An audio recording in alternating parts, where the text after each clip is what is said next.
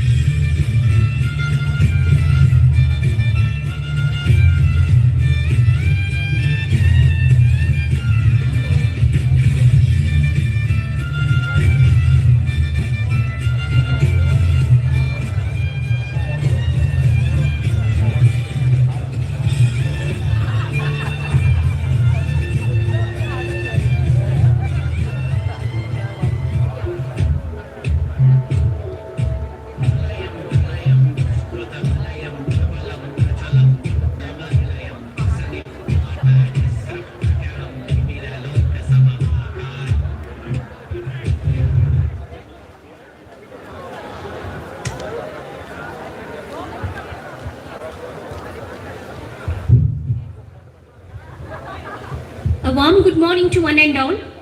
All the guests have arrived and soon we are starting the inauguration function. I kindly request all the guests and the students to occupy the seats.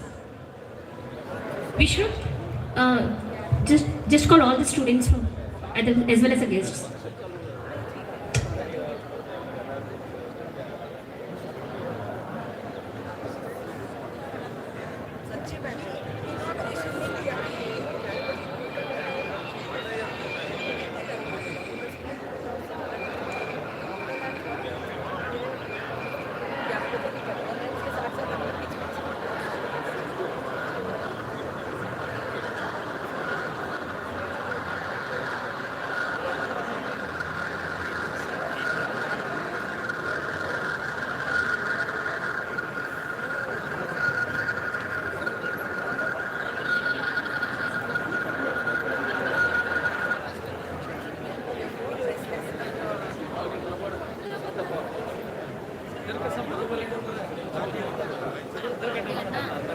ಬಾರವಾ ಎಲ್ಲಿ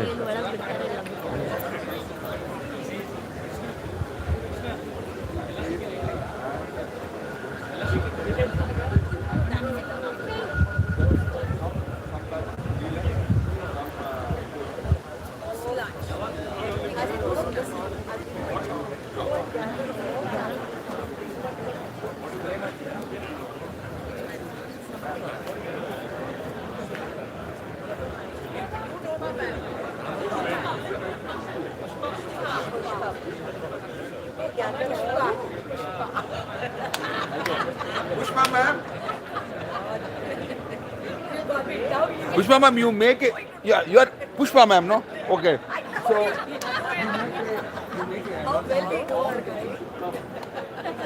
You call, they'll come. Otherwise, you'll say push.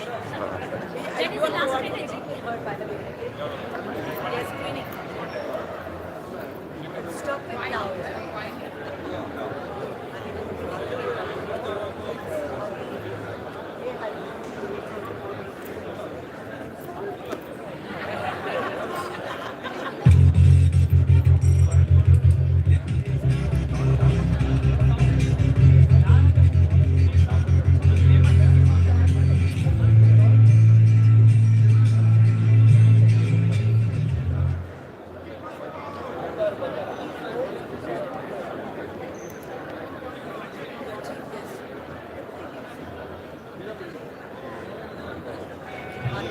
Guests are arriving. Please be seated and the program will start in 5 minutes. All students come in front of the stage. And you call all alumni also come.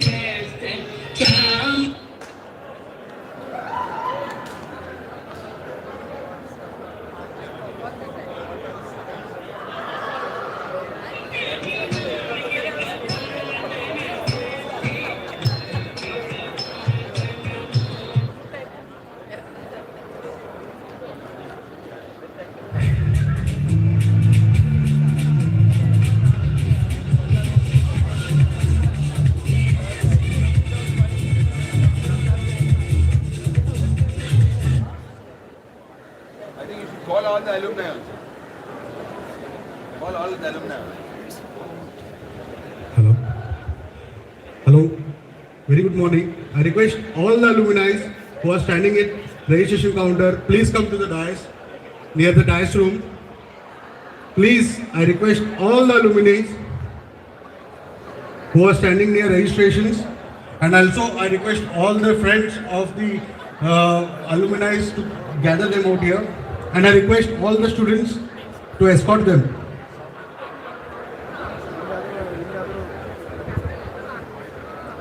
Once again I repeat, in 2 minutes we're going to start the program. Please come forward. All the students, please escort all the alumni.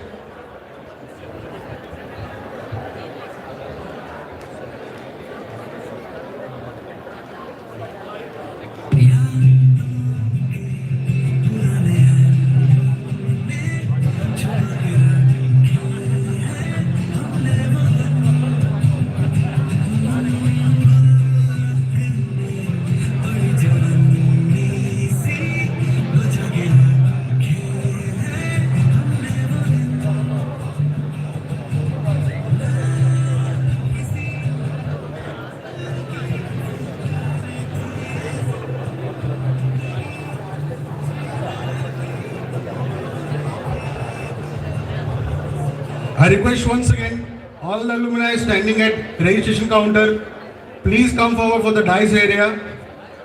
We'll be starting the event soon. We are waiting only for you all.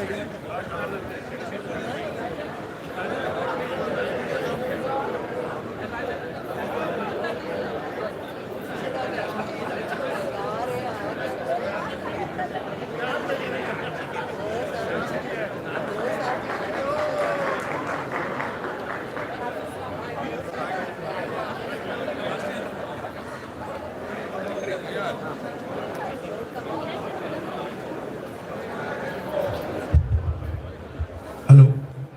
Once again, I request all the alumni to please come forward for the stage area. I request all the students to escort them.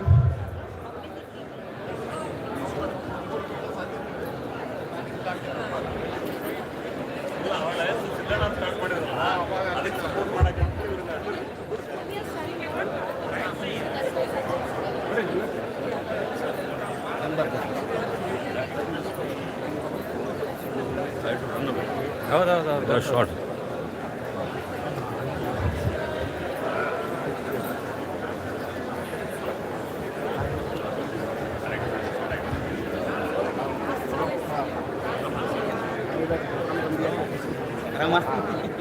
ಅಷ್ಟು ಮುಂದೆ ಬೇಡ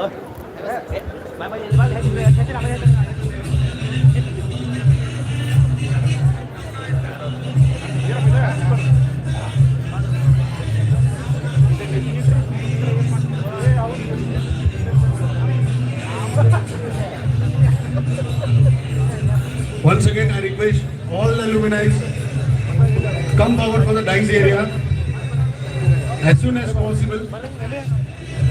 All the students, please escort them to the stage.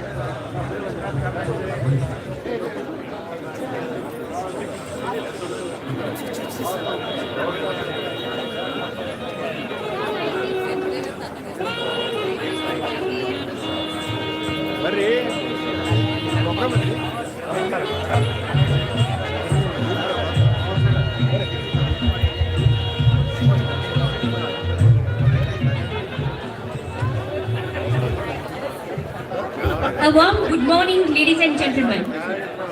It is an absolute honor to welcome you all on this special occasion, the most awaited Golden Jubilee celebration, Dharwad 2026, the Alumni Meet. The special gathering where we celebrate the 50 years of legacy, achievements, and the lifeline connections of the King's family. Some places do not exist only on maps. They live forever in our hearts. So, the Kausali Institute of Management Studies. It has been more than just a place of learning. It has been a home where aspirations took flight, where friendships turned into lifelong bonds, and where every moment contributed to shaping who we are today. Today is not just a reunion. It's a reflection of our shared journey. A moment to cherish old friendships, relive memories, and dream of the bright future ahead. We are not merely celebrating an event. We are celebrating 50 years of dream, dedication, discipline, and destiny.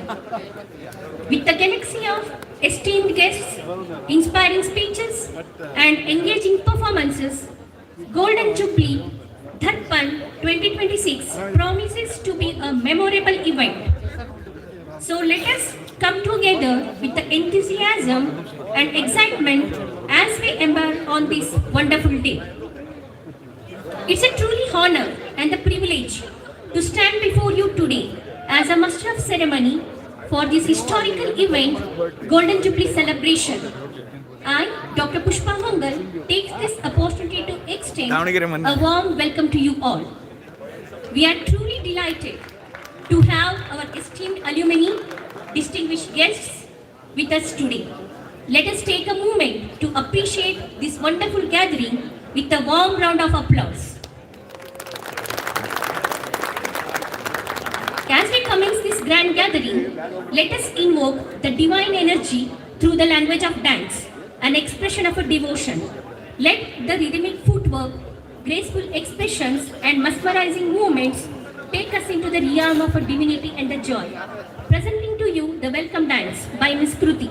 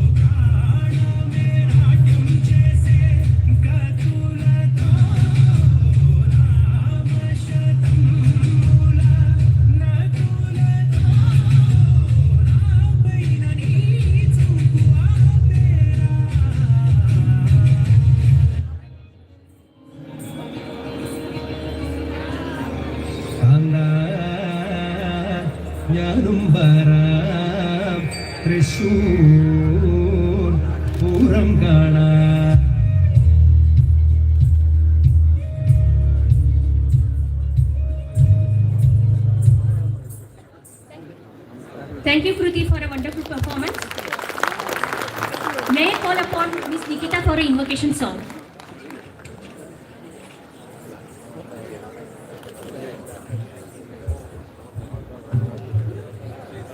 गणनायकाय गणदैवताय गणाध्यक्षाय धीमहि गुणशरीराय गुणमण्डिताय गुणेशानाय धीमहि गुणातीताय गुणाधीक्षाय गुणप्रविष्टाय धीमहि एकदन्ताय वक्रतुण्डाय गौरीतनयाय धीमहि गजेशानाय बालचन्द्राय श्रीगणेशाय धीमहि एकदन्ताय वक्रतुण्डाय गौरीतनयाय धीमहि गजेशानाय बालचन्द्राय श्रीगणेशाय धीमहि गानचतुराय गानप्राणाय गानान्तरात्मने गानोत्सुकाय गानमत्ताय गानो सुखमनसे गुरु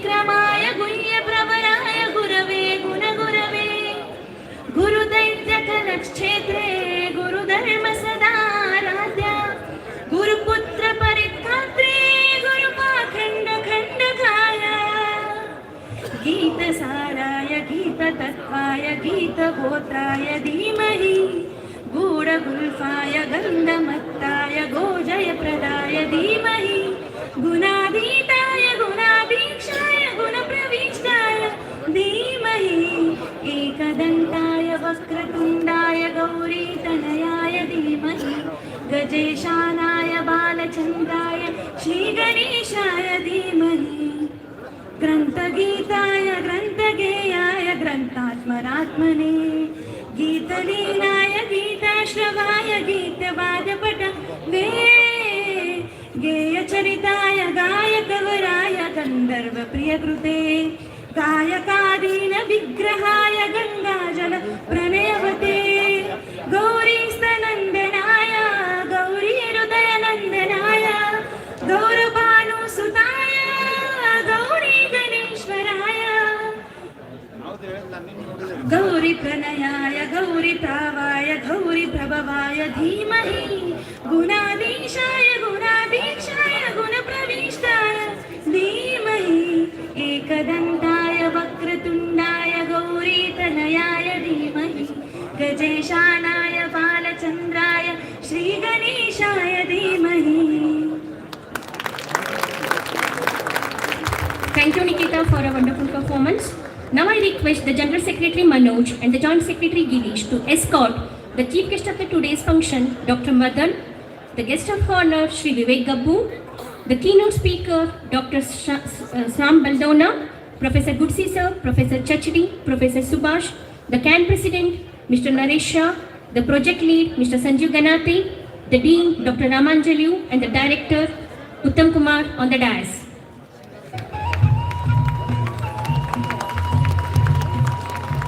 Kausari Institute of Management Studies, lovingly known as KINGS, has been a cradle of knowledge, shaping the future of countless students for decades.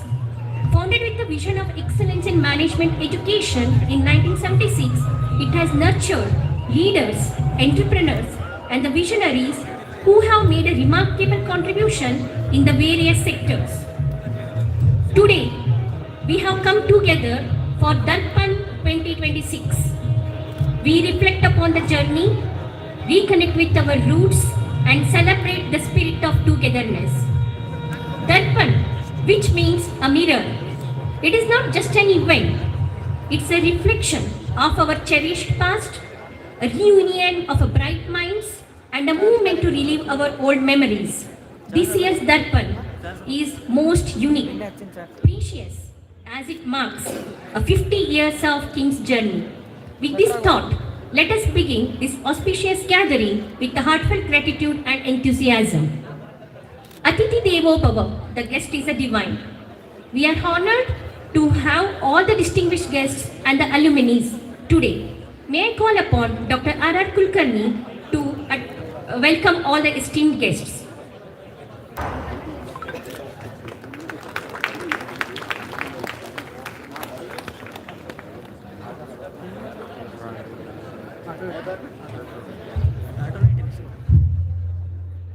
Good morning, all of you.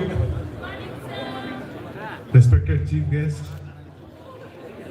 guest of honor, keynote speaker, our director, president of the function, all my esteemed stagers on the stage today, off the stage, senior alumni, all the alumni, my dear friends, invitees, syndicate members, academic council members, chairmen of the various departments, deans, and all my dear students and colleagues, ladies and gentlemen. Indeed, it's giving me immense pleasure. I can't explain you in words. We are running short of time because of couple of clustered activities today. We need to accommodate more time to our guests. I'll be very brief in my welcome address. But this nostalgia is making me to speak few words. I take 2 minutes to speak about the journey of CAN. CAN started in 1931 by our Anand Kadkol sir alumni batch, 1931-33 batch. Am I right? 1991-93 batch. They started this alumni concept. Today it has grown into a big tree, banyan tree. Under its shelter, it has been able to shelter its own alma mater. That is a wonderful journey that this CAN has been taking. I am very glad to express about it today here. So, our CAN president is also here on our stage. To his memory, to his information again, it all started 3 alumni meets back. I want to go 3 alumni meet back. 2022 alumni meet. We had it in Karnatak of Karnatak University, where we had again gathering, and there it was dreamt to have an independent building which we were, deprived of for a long time. And then it was the good gesture of our Honorable Vice Chancellor. Then he could stimulate the instinct into our alumni, and then they acted into very fast. It took second year alumni Darpan again. Then it took, the fire was perfectly kindled by our Honorable Vice Chancellor, who is also present here on the stage today, luckily with us here. Then that fire took very, speed. Within 2 years, this has been mattered, and we are in this new building. And incidentally, we are celebrating 50-year Golden Jubilee year of KIMS and 35th year of CAN together. So we have been, since I joining this institution as a professor, I have witnessed both KIMS and CAN together, not separate. That is a wonderful thing to observe in this institution. Due to CAN and KIMS together journey, this institution has become again, taken a rebirth to its structure, like a phoenix which is coming out of ash. KIMS is reborn here today, and it is in front of you all, and you are all celebrating a great nostalgia here today. I would like to welcome each one of you. It's my proud privilege here. First, I would like to welcome our today's chief guest on behalf of Kausali Institute of Management Studies and CAN Network, both put together, and students of the current batch and the alumni assembled here over here. On all your behalf, I would like to welcome today's worthy chief guest, Mr. Madan Pilutla, who is a Dean ISB, one of the topmost B schools of India. I welcome him on all your behalf as a chief guest of this function. Welcome you, sir. I would like to extend heartfelt welcome to our today's guest of honor, Vivek Gabur. I welcome you, sir. I extend my again heartfelt welcome on all your behalf to our keynote speaker today, Sam Baldona. He is amongst us here. Sam Baldona is from USA. Welcome you, sir.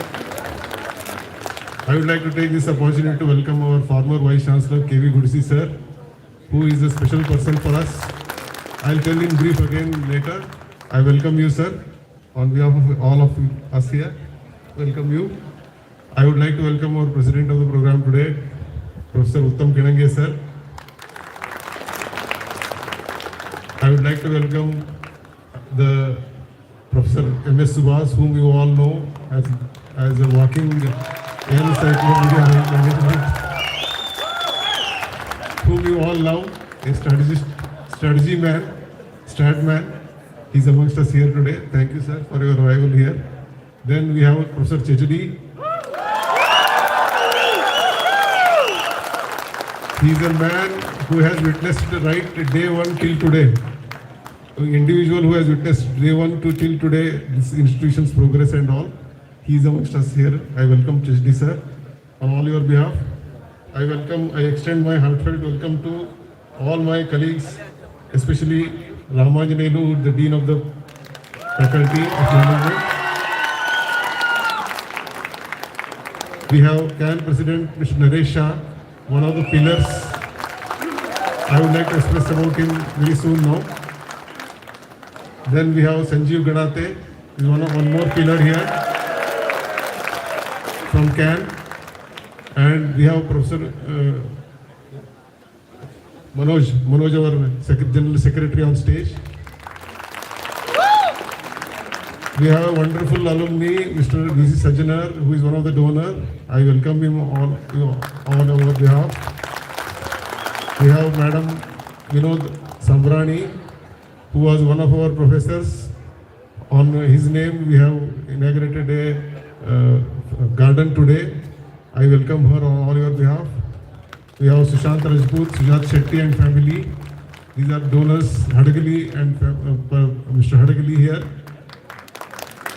Madhuri Sapre. I welcome Madhuri Sapre. They are our great donors. Along with them, I would like to welcome all the alumni who have assembled here. Not less than anyone over here. Each and every alumni who are present over here and who are on the way to the program also, I welcome them on behalf of Kausal Institute of Management Studies. I welcome my colleagues. I welcome all the syndicate members of Karnatak University. I welcome all academic members who are present here, academic council members, and all the chairmen of the department, deans of the various faculties of Karnatak University. I welcome our Honorable Vice Chancellor and Registrar and officials of the university on their absence. And I welcome each one of you, press, media, ladies and gentlemen. Thank you very much for giving me this opportunity to speak over here. Before I could finish my talk, I have only to mention 2 words. Among them, we have 8 great persons here who are responsible for this program today. And they are the people who are able to develop this institution. Number 1 is Chachadi, whom you know very well. Number 2 is Subhas. They initiated the drive. Then our own Vice Chancellor, former Vice Chancellor, but well-wisher of this MBA department, Professor G.B. Gudisi. Without his contribution, this wouldn't have happened. Then we have Sanjeev Ganate, Naresh Shah, then Raj Jyoti, then Pramod. All these 3 people, Pramod, Sanjeev Ganate and Raj Jyoti, whom we call as Golden Trio, they took the initiation after 2023 Golden Darpan, and they dreamt about making this institution, and they did it in this reality is only because of these 3 people. We call them as Golden Trio, supported by the CAN president, on his fatherly approach, CAN president Mr. Naresh Shah. So I would like to extend a special welcome to all these 8 people on this occasion, and I conclude my welcome remarks. Thank you very much. Thank you, sir. Now I request Dr. Shivappa sir to welcome all the guests with the bouquet. Ms. Jia and others to welcome all the syndicate members, directors and the faculties by the roses there.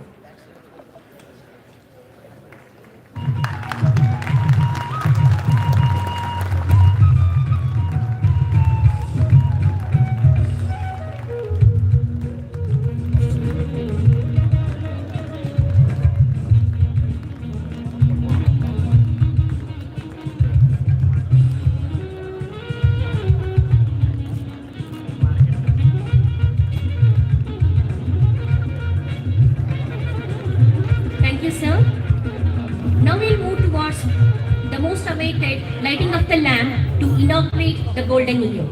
Light is a symbol of a knowledge, the removal of a darkness, and the arrival of a brightness of wisdom, knowledge, and the prosperity. The flame signifies the eternal power of truth and enlightenment. I request all the dignitaries to please come forward and inaugurate Darpan by lighting the lamp. Please, sir. Centered.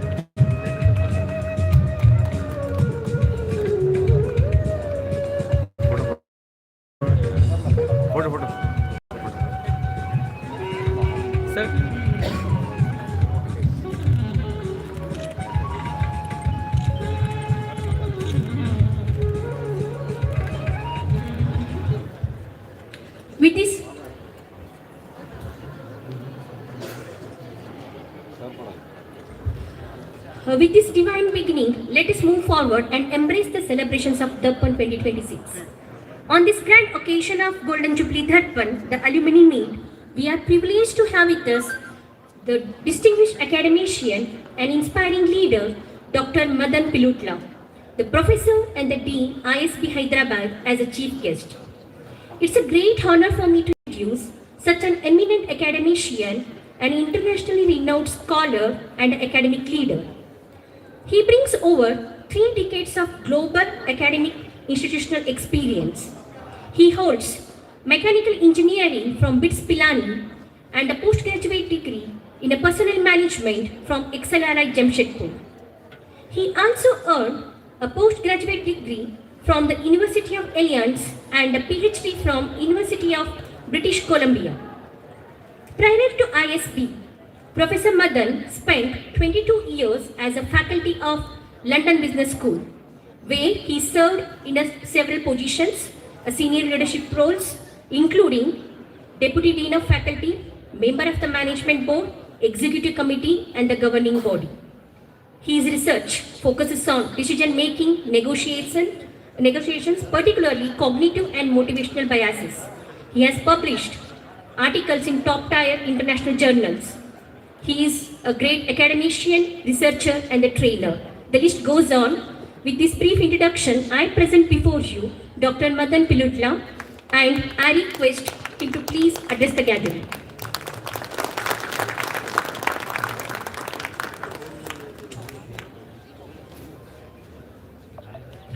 Good morning all, and a real congratulations. This is amazing. It's 50 years of a great institution, and judging by the number of alumni that have come here, it's obviously an institution that holds a very special place in the hearts of the people who spent 2 years here.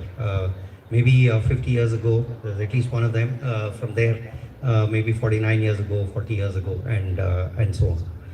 I promise you that I will not speak for 30 minutes, okay? That I'm just going to tell you straight off the bat. As you can imagine, my life is spent quite a lot listening to many people speak, and I sometimes feel it's an infliction on people. I've timed it actually. I've done a little bit of a study on it, and anything more than 7 or 8 minutes, it starts getting people a little sleepy. Okay, so I'm going to be quite clear that I'll say a few things because I've been invited here as a chief guest, and hopefully some of those things will be interesting to you. But if not, at least you can be relieved that it is going to be incredibly short. Okay. First, thank you so much for having me here. I have to confess that when the Commissioner of Police of the city you live in, he says, "I want you to go somewhere, you go somewhere." Okay, so this is Mr. Sajjanar, of course. He had given me a call. And he said, would you go there and do this? He framed it in the form of a question, but you know, these are not really questions. So you do what you're supposed to do. So I'm glad. I'm really glad. You know, I haven't been to this part of India. I've not been to Hubli. I've not been to Dharwad. And I did not know about the school. So I did a little bit of research, but I also had a 2-hour drive with Professor Kulkarni, who gave me a total, like, you know, a rundown about the history of the school itself. First, let me say that this is an amazing institution, right? When I come there, on the board there, it says, as well as by the UGC's formulation, it's a school that has the potential for excellence. As a university, we are talking about Karnatak University. That's pretty remarkable. It's one of the oldest universities in this part of the world. It has the potential for excellence. And now it is on the people who are running it right now, as well as the supporters like you, to ensure that it achieves that potential that it has, right? So it starts saying potential.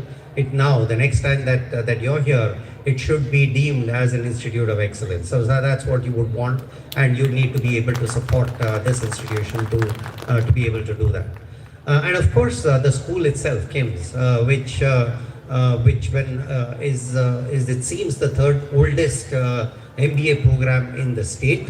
and one of the most prestigious. And judging by the illustrious alumni that I met yesterday, that I'm meeting today, it obviously has made a huge mark in various aspects of life, whether it's business, it's industry obviously, but it's an academe. There are some people who are there. So it's made a huge mark, just getting 30 students each year till about 1998. And for them to have achieved what they've achieved, I think it's a pretty, just thinking about the achievement itself, it's quite mind-boggling. So the way that I want to set this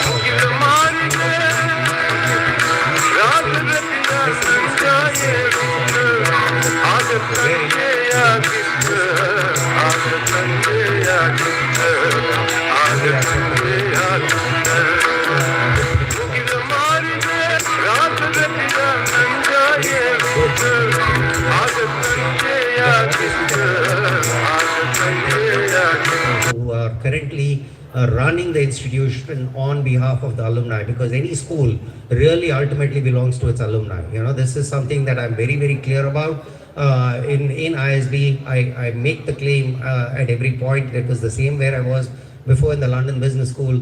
It's we are just custodians of the institution on behalf of the real owners. The real owners are the alumni, not you students. Okay, so once you graduate, then you are owners of this institution, but till then you are just students here. But and the people who are here and running it, they're custodians of a great tradition that is out there. So I'm just going to say a few words on each of these. I'll start with the students. Okay, I'll just tell you, you're entering into a world which is really, you know, so every generation believes that the world that they're entering into is quite unique, is very different to what everything else that has happened before. But I'm going to be 60 years. Okay, I'm going to be 60 years in about 4 months, and I will have to say that that this particular time period in the history of the world is unique in ways that I have not experienced before. Okay, so the political order is completely upended. Every morning you get up and then you think, what is the world's most powerful person and going to be doing today? Okay, you get up there because they are breaking every kind of a norm that is out there. Every belief about what is right and what is wrong is just thrown away. So that's a world, you know. So that's one thing that is happening. Alongside that is happening another thing that has the potential to make the world incredibly better, and I'm talking about technology, right? So and I think that this particular technology, much like the way that technology that resulted in the Industrial Revolution and brought the world forward significantly and got the world to do things in ways and in activities that were completely unknown. I think AI has the potential to do that. But alongside that, AI also has the potential to create winners and losers. And I just want you to think about, like, what is it that is likely to make, because there's always a lost generation when a new technology comes over. And I want you to think carefully about what is it that you can do so you can be on the winning side of this technological revolution.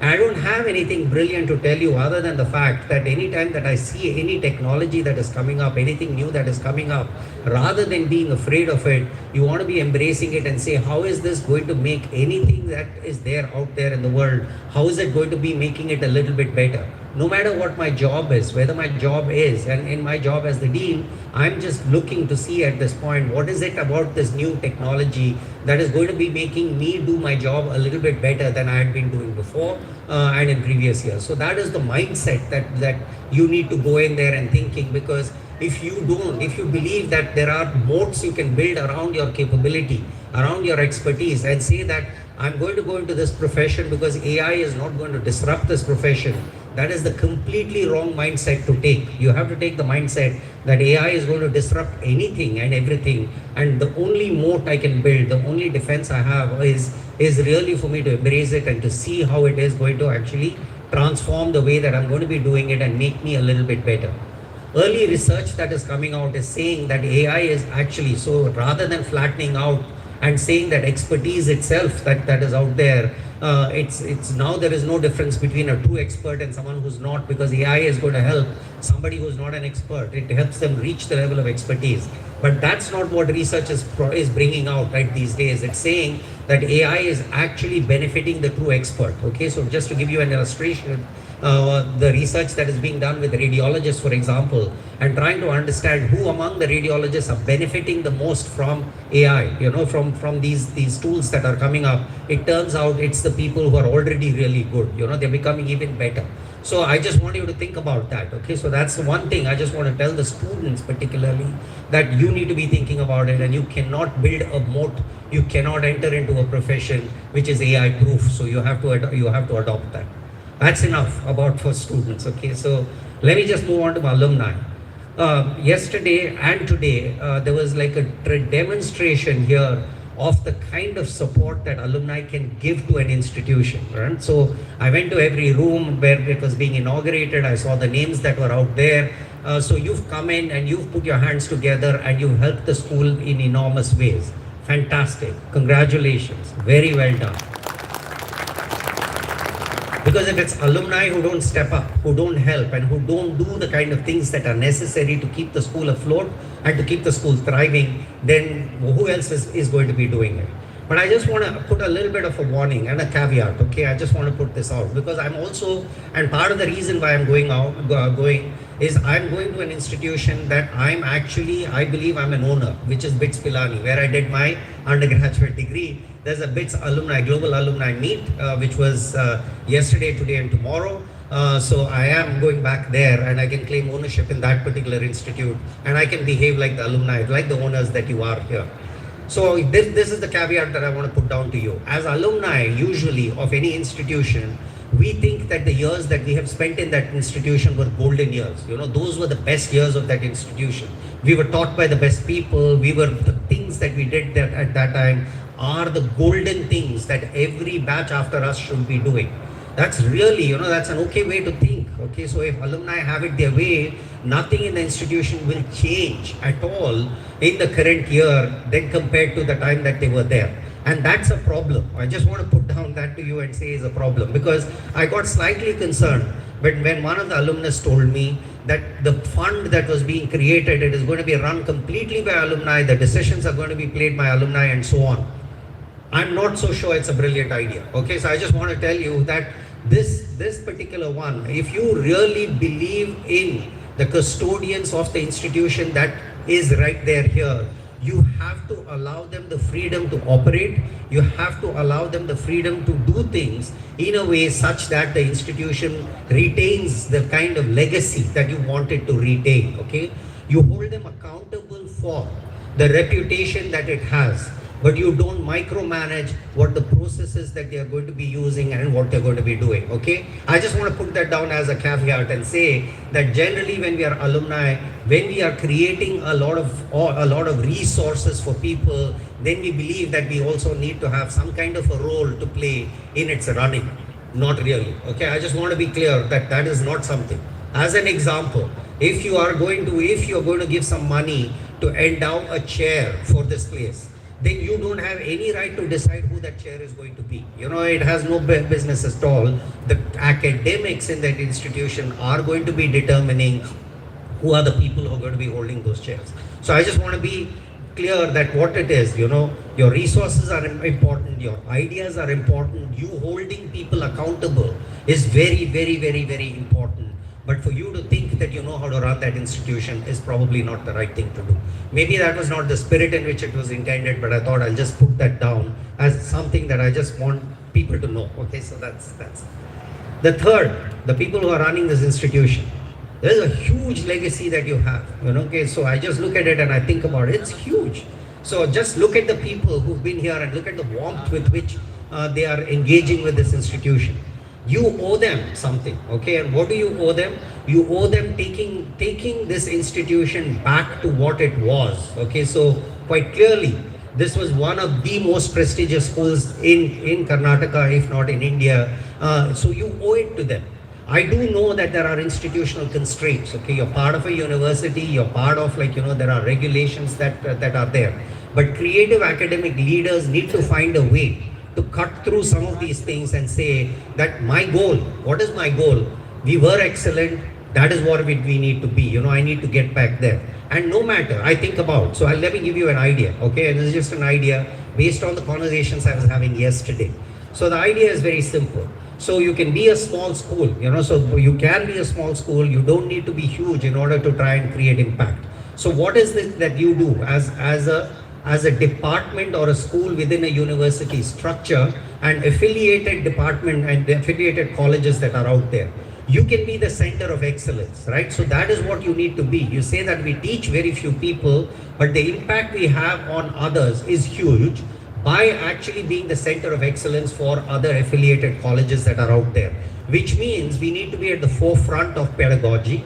We need to be at the forefront of research. We need to be at that point. We need to be there. We need to contextualize. We need to localize. We need to be able to do things that actually help those affiliated institutions.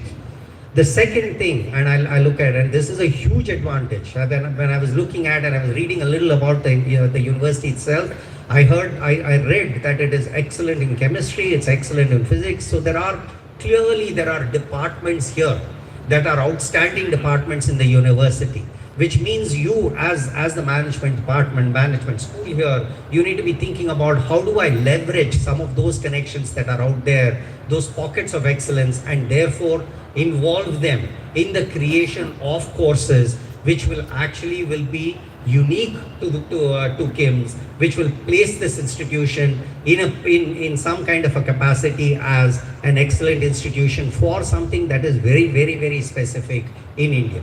So that would be something that I just want to give it to you. It's not, and these are like cheap thoughts that I'm just giving you. Obviously, you will want to reflect, but the underlying philosophy is very, very simple: is that you need to find a way to retain and get back to your excellent status. And in order to do that, you need to focus. You need to focus really clearly. It's not a question of you growing at all. I'll stop here, okay? I had something else prepared, but based on the conversations that I had yesterday and the people that I saw today. Sorry, there's one last thing that I want to say. Of all the things that I saw this morning, I was really touched by your inauguration of the garden, so I thought it really captured what this place is really about.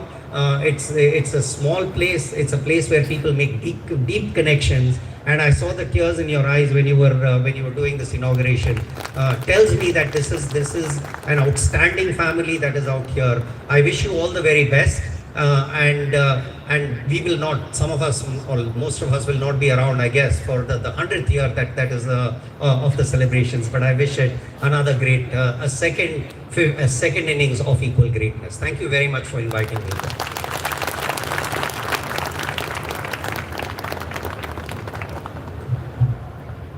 Thank you so much, sir, for your valuable words. Now I request Dean and Director to felicitate Professor Madan, the chief guest for today's function.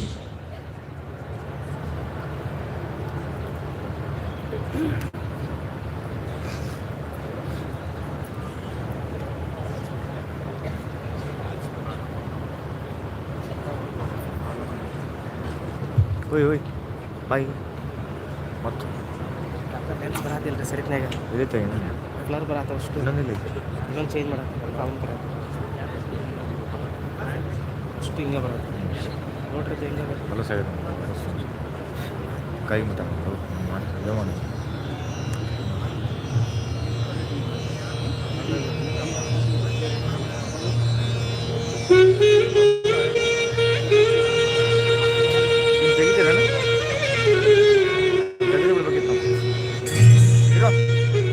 ತೆಗಿಲ್ಲ ಇಲ್ಲಿ ತಗೊಂಡು ತಗೊಂಡು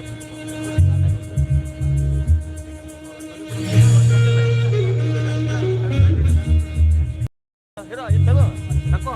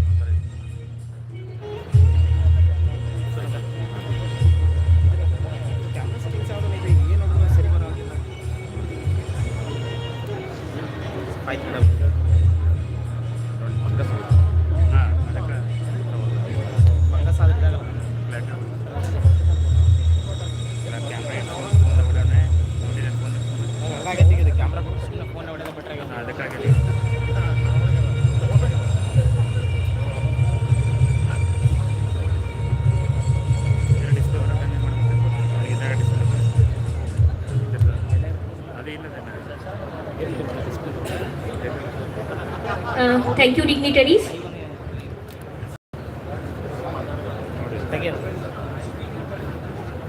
setting ಮಾಡ್ಕೊಂಡು Yeah, due to some other pre-assignments, the chief guest is leaving now. So let us continue the program. Now it's a time to introduce the distinguished personalities who have graced this occasion with their presence. Their contribution and achievements inspires us all. And we are truly honored to have with us today for Golden Happen 2026. We have the honor of introducing keynote speaker, Dr. Shyam Baldona, the strategic advisor, Stony Hill College, USA. I request Professor A.M. Katkol to please introduce him to the august gathering.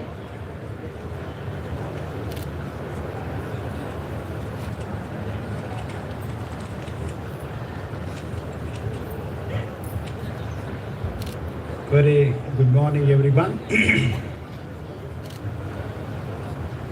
We have a keynote speaker here. We have the great pleasure of introducing the keynote speaker of today's event. If actions inspires others to dream more, learn more, do more, become more, you are a leader. So we have an inspiring personality who is known for hard work, sincerity, excellence and dedications. Ladies and gentlemen, we have honored to have Dr. Sriram Baldona. Is currently strategic advisor to the Vice President of Academic Advisor at Stony Hill College near Boston. His previous appointments have included serving as the Dean of the College of Business at Leo Mian School of Business at Stony Hill College, as well as the Dean at the Karnatak School of Management at the University of Scranton and the Bosque School of Business at Dominica University of California. Since 2007, he has led numerous academic units and transformed them into revenue-generating units for the universities. He is often described as a cooperative, entrepreneurial, and open-minded administrator and faculty member who delivers results for students, faculty, and programs serving learners at all levels. Known for building and nurturing partnership, gaining stakeholder buy-in, securing substantial fundraising gifts, transforming strategy and priorities into actionable plans, and managing multi-million-dollar budgets to public and private universities responsibly. His proven track records includes launching and expanding successful academic programs, increasing enrollment and retention rates, and staying at the forefront of curriculum and programming. Before 2007, he served as a tenured professor and held the endowed Larry Jones Fellow in International Corporate Governance in Wichita State University, Wichita, Kansas. He has also held full-time positions at the International University of Japan in Niigata, Japan, Rutgers University Graduate School of Management, the Wharton School at the University of Peninsula, and for Fox School of Business at Temple University. As an in-demand faculty member, Sam has held the following visiting professor: Professor of Corporate Strategy, Temple University, Japan, Tokyo, Japan, from 2003 to 2019. Professor of Strategic Management, Pontificia Universidad Javiernia, Cali, Colombia, 2011. Professor of Corporate Strategy, École Fonds Business School, Paris, France, 2009 to 2012. Professor of International Business, Christ College, Bangalore, India, 2008-2009. So, Dr. Baldona has received multiple awards for research accomplishment from professional academic organizations. He is well received and respected by executive audience worldwide, as evidenced by numerous awards for teaching excellence. So we are really grateful to you, sir, for coming here.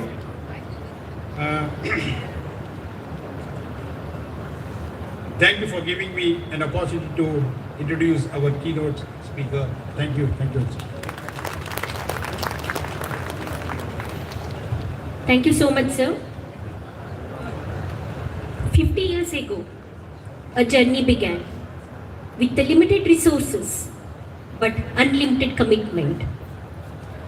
Buildings may age, syllabus may change, but values remain timeless. This department stood through the changing generations, changing technology and the changing times. Yet, it never changed its soul. And today, it has emerged as one of the best in Karnataka. Today, we are with us the grandson of Tamappa Kausaliji, Shri Vivek Gabboor, as well as we have the daughter of Dr. Tigdi sir. I welcome both of them. And let me have an honor of introducing the Tamappa Kausaliji, who has donated in the year 1976. After him, the institution is named as Kausali Institute of Management Studies. Let me have the privilege of introducing him in Kannada. ಕೊಟ್ಟಿದ್ದು ತನಗೆ ಬಚ್ಚಿಟ್ಟಿದ್ದು ಪರರಿಗೆ ಕೊಟ್ಟಿದ್ದು ಕೆಟ್ಟತನ ಬೇಡ ಅದು ಮುಂದೆ ಕಟ್ಟಿಹುದು ಬುದ್ಧಿ ಸರ್ವಜ್ಞ ಎಂಬ ಮಾತಿನಂತೆ ಜೀವನ ನಡೆಸಿದವರು ಡಾಕ್ಟರ್ ತಮ್ಮಪ್ಪ ಕೌಸಾಳಿ. ತಮ್ಮಪ್ಪ ಕೌಸಾಳಿಯವರು ಎತ್ತು ಕಾಣುವಂಥ ವ್ಯಕ್ತಿತ್ವ ಆಗಿರುವುದು ಶ್ರೀಮಂತಿಕೆಯ ದರ್ಪ ಅಥವಾ ಪ್ರದರ್ಶನಗೈಯುವ ಪ್ರತಿಷ್ಠೆಯಿಂದ ಅಲ್ಲ. ಅವರು ಇಂದು ಎಲ್ಲರಿಗೂ ಮನೆ ಮಾತಾಗಿರುವುದು ಅವರ ಸದ್ಗುಣ ಸಂಪತ್ತು, ಔದಾರ್ಯ ಸೌಜನ್ಯಕ್ಕೆ, ವಿನಯ ಮತ್ತು ಸದಾಚಾರ ಸಂಪನ್ನತೆಗಳಿಂದ. ದೇವರೇ ಹಣವನ್ನು ಕೊಡು, ಆದರೆ ಅದರೊಡನೆ ಹಂಚಿಕೊಂಡು ಉಣ್ಣುವ ಗುಣವನ್ನು ಕೊಡು ಎಂಬ ವಾಕ್ಯಕ್ಕೆ ಜೀವಂತ ಉದಾಹರಣೆಯಾದವರು ತಮ್ಮಪ್ಪ ಕೌಸಾಳಿಯವರು.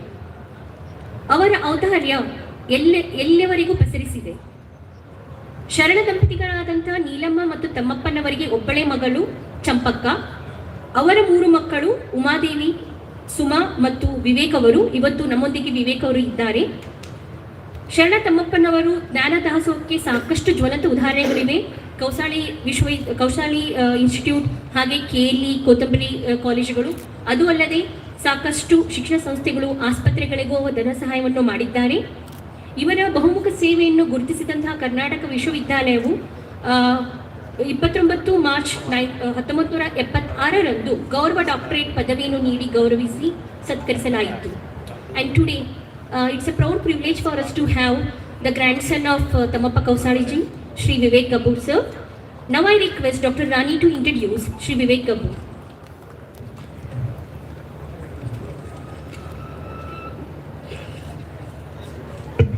Good morning all. I, Dr. Rani Kare, take honor and privilege to introduce today's distinguished guest, Shri Vivek Gabboor. Shri Vivek Gabboor was born on 16 January 1963 at Hubli and is the son of late Srimati Champaka and Shri T.R. Gabboor, grandson of Dr. Tamappa Kausali. He completed his Bachelor in Engineering in Mechanical Engineering and is the proprietor of Messrs. Tamappa Kausali, a reputed multi-brand automobile tire dealership in Hubli. Under his dynamic leadership, the business expanded into allied ventures, including Messrs. Kausali Motors, an Excite Batteries franchise, and Tamappa Tire Care, a Bridgestone Tires franchise, making him a prominent name in automobile trade and service sector. Beyond business, Shri Vivek Gabboor has rendered valuable service to professional bodies and social organizations. He has served as the past president of Hubballi Automobile Dealers and of Rotary Club of Hubballi Midtown, contributing actively to trade development and community service. He has also held responsible positions such as past secretary and managing committee member of Saraswati Vidyalaya, Hubli, managing committee member of Guru Siddhappa Kothambri Law College, and past managing committee member of Karnataka Chamber of Commerce and Industry. In addition, he is the president of Shivganga Residents Association and a member of Keli Society Welcome, reflecting his continued involvement in civic, educational and social initiatives. Shri Vivek Gabbur is married to Srimati Karuna and is blessed with 2 sons, Sharan and Chetan. Ladies and gentlemen, a man who blends professional excellence with social commitment and carries forward a proud legacy. Please join me in giving him a warm and gracious welcome to Shri Vivek Gabbur. Welcome, sir.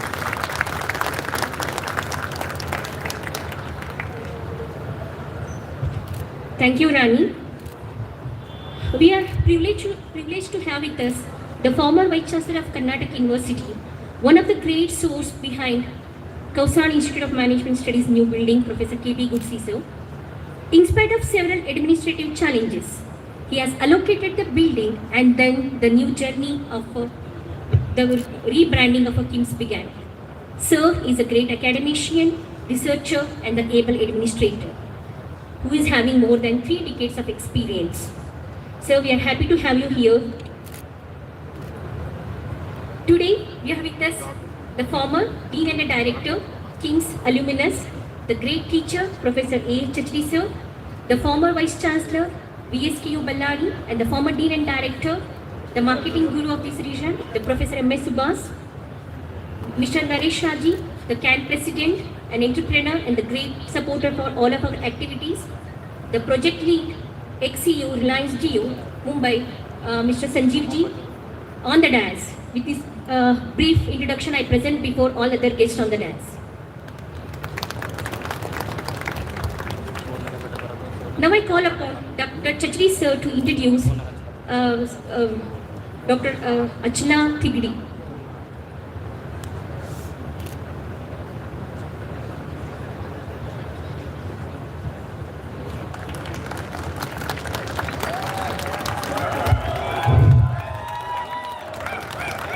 Good morning to you all. It's indeed a great pleasure today to be amidst you and play this role. I have a great honor in introducing Dr. Achna Thigdi. As you know, Professor Thigdi was entrusted with the task of establishing this institution by the ACT committee which came here in 1975. And ever since then, he worked very hard to contact various institutions and their heads to know more about how to start a management school and how to manage it. In the process, we had an opportunity to meet Ravi Mathai, former director of IIM Ahmedabad, and with his guidance and also with the guidance of Professor N.S. Ramaswamy, director IIM Bangalore, and few others from Jamnaland Research Institute, he thought of the design of this institution as a institution which would make a difference. To the extent that he planned the institution should be autonomous to the extent that it demands, the task of delivering management education demands, and sought that freedom from the Vice Chancellor then, Dr. Hiremat. The university was kind enough to help him and allow him to operate with the kind of facilities which are required, and that is how we are able to see today this institution making a mark in the state of Karnataka. Telling something about Professor Thigdi, particularly to those students who are here today and other guests who are here. Professor Thigdi was professor of economics when he was asked to set up this institute. He also, had graduated from London School of Economics and served in various capacities before becoming a professor in the Karnatak University. He also had an opportunity to teach at the University of Florida, North Carolina, Gainesville, and he also worked for the World Bank as a World Bank executive to set up the India Population Center at Bangalore. With his contacts, immense contacts, his high degree of commitment and involvement, he was able to persuade many faculty from IIM Bangalore and IIM Ahmedabad to come here and teach students. In fact, as a student of the program of the first batch, I had witnessed all these professors coming and taking complete responsibility for the course. They were here for weeks and they taught us and went. And this is the legacy that he set up, that this institution should be no less than any IIMs, to the extent that it has the best professors to come and teach and discuss. And with these efforts and the other supporting effort of Dr. Bhagwati Prasad, who was with us earlier, and Pushpa Dikshit, who was my colleague, and many others, we have been able to make this progress. Dr. M. Subhas also is one of the architects who has helped us in a great way. Now, it is also important today that we acknowledge the contribution of Professor Tigdi, and we thought we will honor his daughter on his behalf at this occasion, and I welcome Dr. Achla Tigdi, who is with us here. To briefly introduce her, Dr. Achla Tigdi has a degree in MA from BITS Pilani, English, MA English. She also has a PhD in English. She has done work on Mulkraj Anand's works, and she worked with the RPD institution at Belgaum as a principal of the RPD college.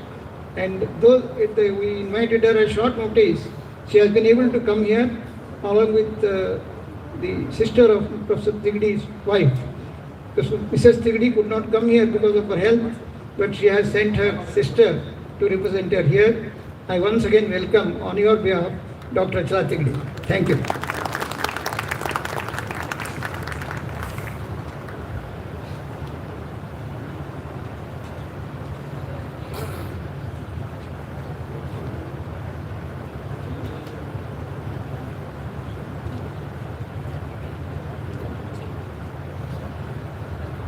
Thank you, sir.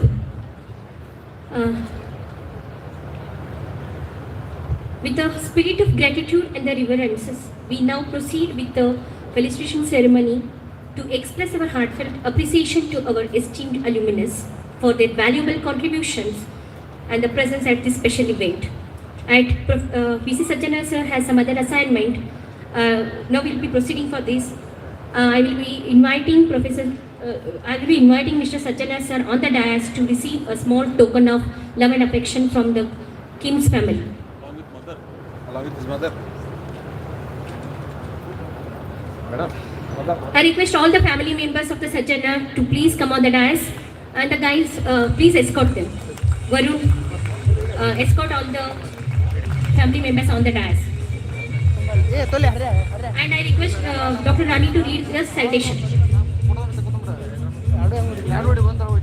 With profound gratitude, Kausar Institute of Management Studies, Karnatak University Dharwad acknowledges the philanthropic contribution of Mr. Vishwanath Channappa Sajjanar, MBA 1989-91 batch, an Indian police officer who was the Additional Director General of Police of Telangana, now serving as Commissioner of the Hyderabad City Police, towards establishing state-of-the-art infrastructure and conference rooms. Your support has significantly enhanced the academic experience and innovation capabilities of the institution. It is with immense respect and heartfelt appreciation that we acknowledge Mr. Vishwanath Channappa Sajjanar, a distinguished alumnus of KIMS, for his valued support and continued association with his alma mater. His journey stands as a reflection of dedication, discipline, and a strong commitment to excellence. Team Kim sincerely appreciate Mr. Vishwanath Channappa Sajjanar for his generosity, encouragement, and trust in the institution. His association and support for the institution will remain a source of inspiration and pride for the faculty, students, and alumni community.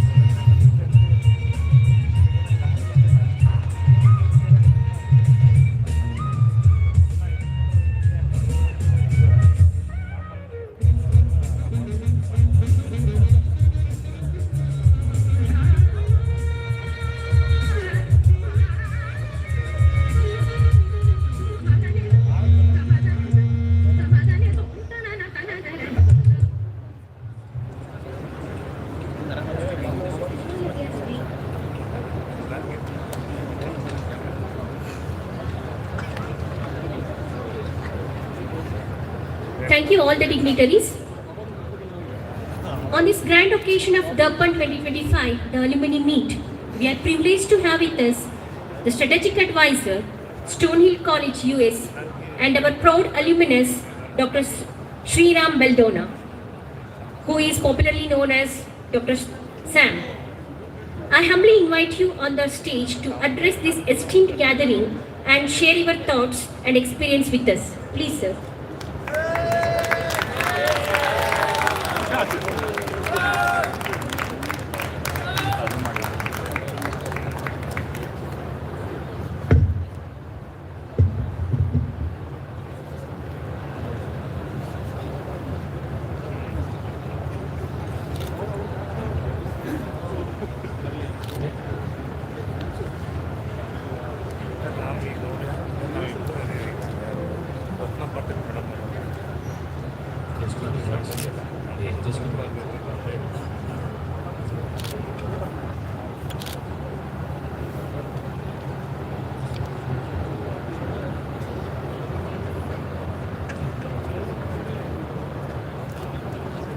Lens ಎಲ್ಲ ಇನ್ನೊಂದು ದೊಡ್ಡ lens ಎಲ್ಲ ಅಲ್ಲಿ ಯಾರಿದ್ದಾರನ ಇದಕ್ಕೆ ಅದಾರ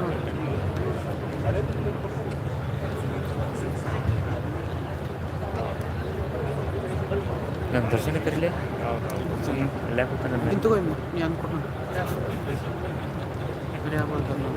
ದೊಡ್ಡ plants ಇದ್ರ ಸಣ್ಣದಲ್ಲಿ ಸಣ್ಣ ಚಲೋ ಇಲ್ಲ ನೀನ ತೆಗೆದಿಲ್ಲ ಅವ ಗುರಾಣ ಬೇಡ ಅಲ್ಲೇ ತಾನೆ ಯಾಕೆ ಚಲೋ ಇಲ್ಲ ಇದೇ ಬರ್ತಿತ್ತು ಕರೆಕ್ಟಾಗಿ ತೆಗಿತೆ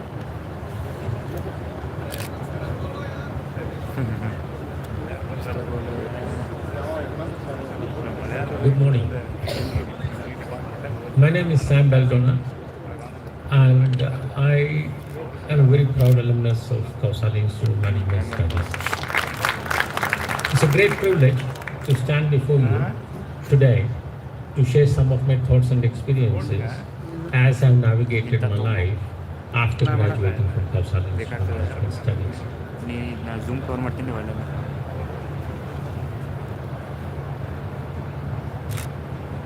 ಇಲ್ಲ ಯಾರಿಗಾರು ಹೇಳ್ಬೇಕಲ್ಲ It's not working.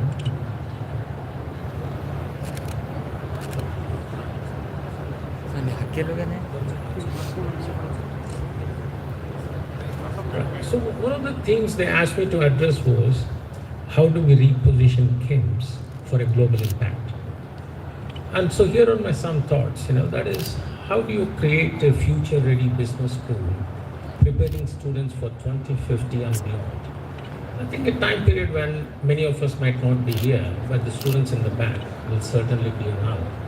So one of the things I have always done is to look at business schools and try to create a strategy for them to be prosperous, to help the faculty, to help the students succeed. This is what I look like when I first came to KIMS, because a lot of people who met me yesterday and today say we cannot recognize you. So I went and dug up my ID when I joined KIMS, and this is exactly what I look like.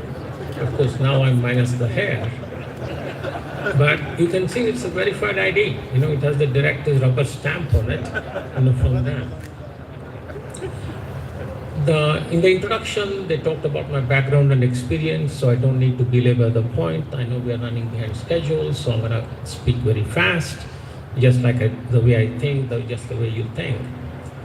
So I have been very lucky with my professional journey. A lot of good things have happened to me.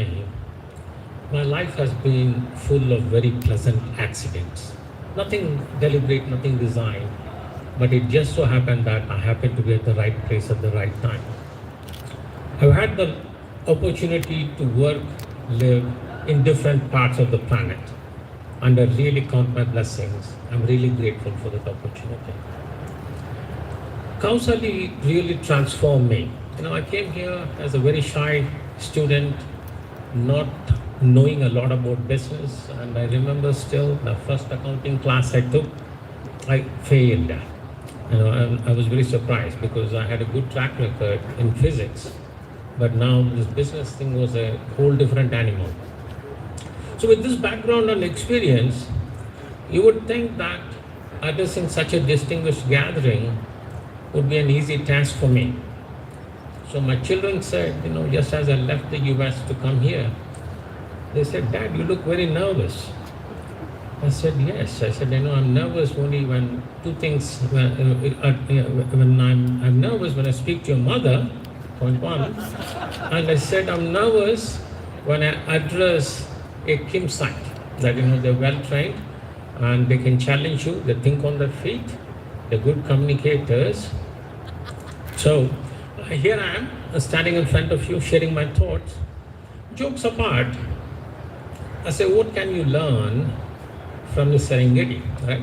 Every morning in Africa, a gazelle wakes up. It knows it must run faster than the fastest lion or it will be killed. Every morning, a lion wakes up and it knows it must outrun the slowest gazelle or it will stay hungry.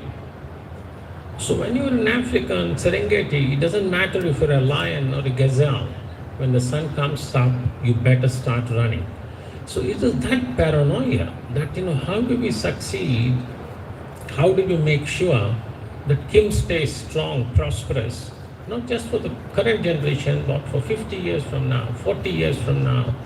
What foundations have to be laid so that our generations which follow will continue to remain proud? As I said, I'm very proud of my MBA background.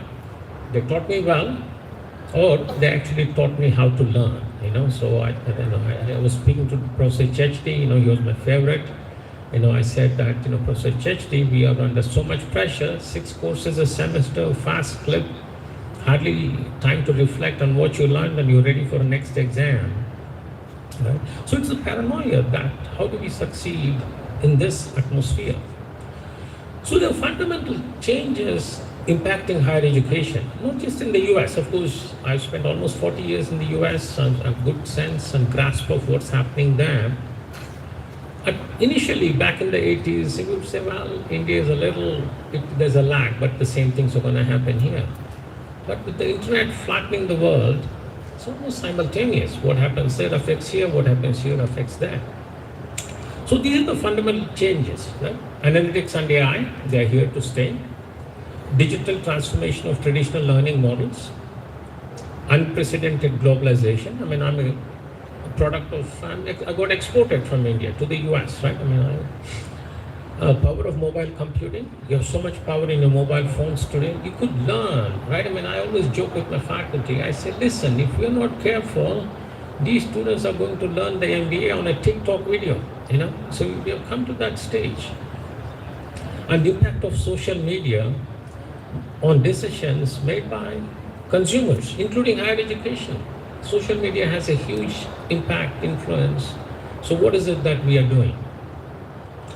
So approaching these challenges, how do we approach these fundamental challenges, transforming higher education? So I go back to Chris Bartlett's statement, who says that organizations are very similar to human beings or human bodies. They have an anatomy, the structure, a physiology, the decision processes, flow of information, flow of data, and psychology, cultures, values, administrative heritage. So we have a new building, they took all of us around and it's very impressive. It's so much more better, beautiful than what we used to have. But I still have love for the old building, and when I saw it on the way in, I felt a little sad. While I'm happy that you have this brand new building, my heart is still in the old building in the basement. They used to make some rotis and give us some lunches, and we were very happy with that. This is a brand new building.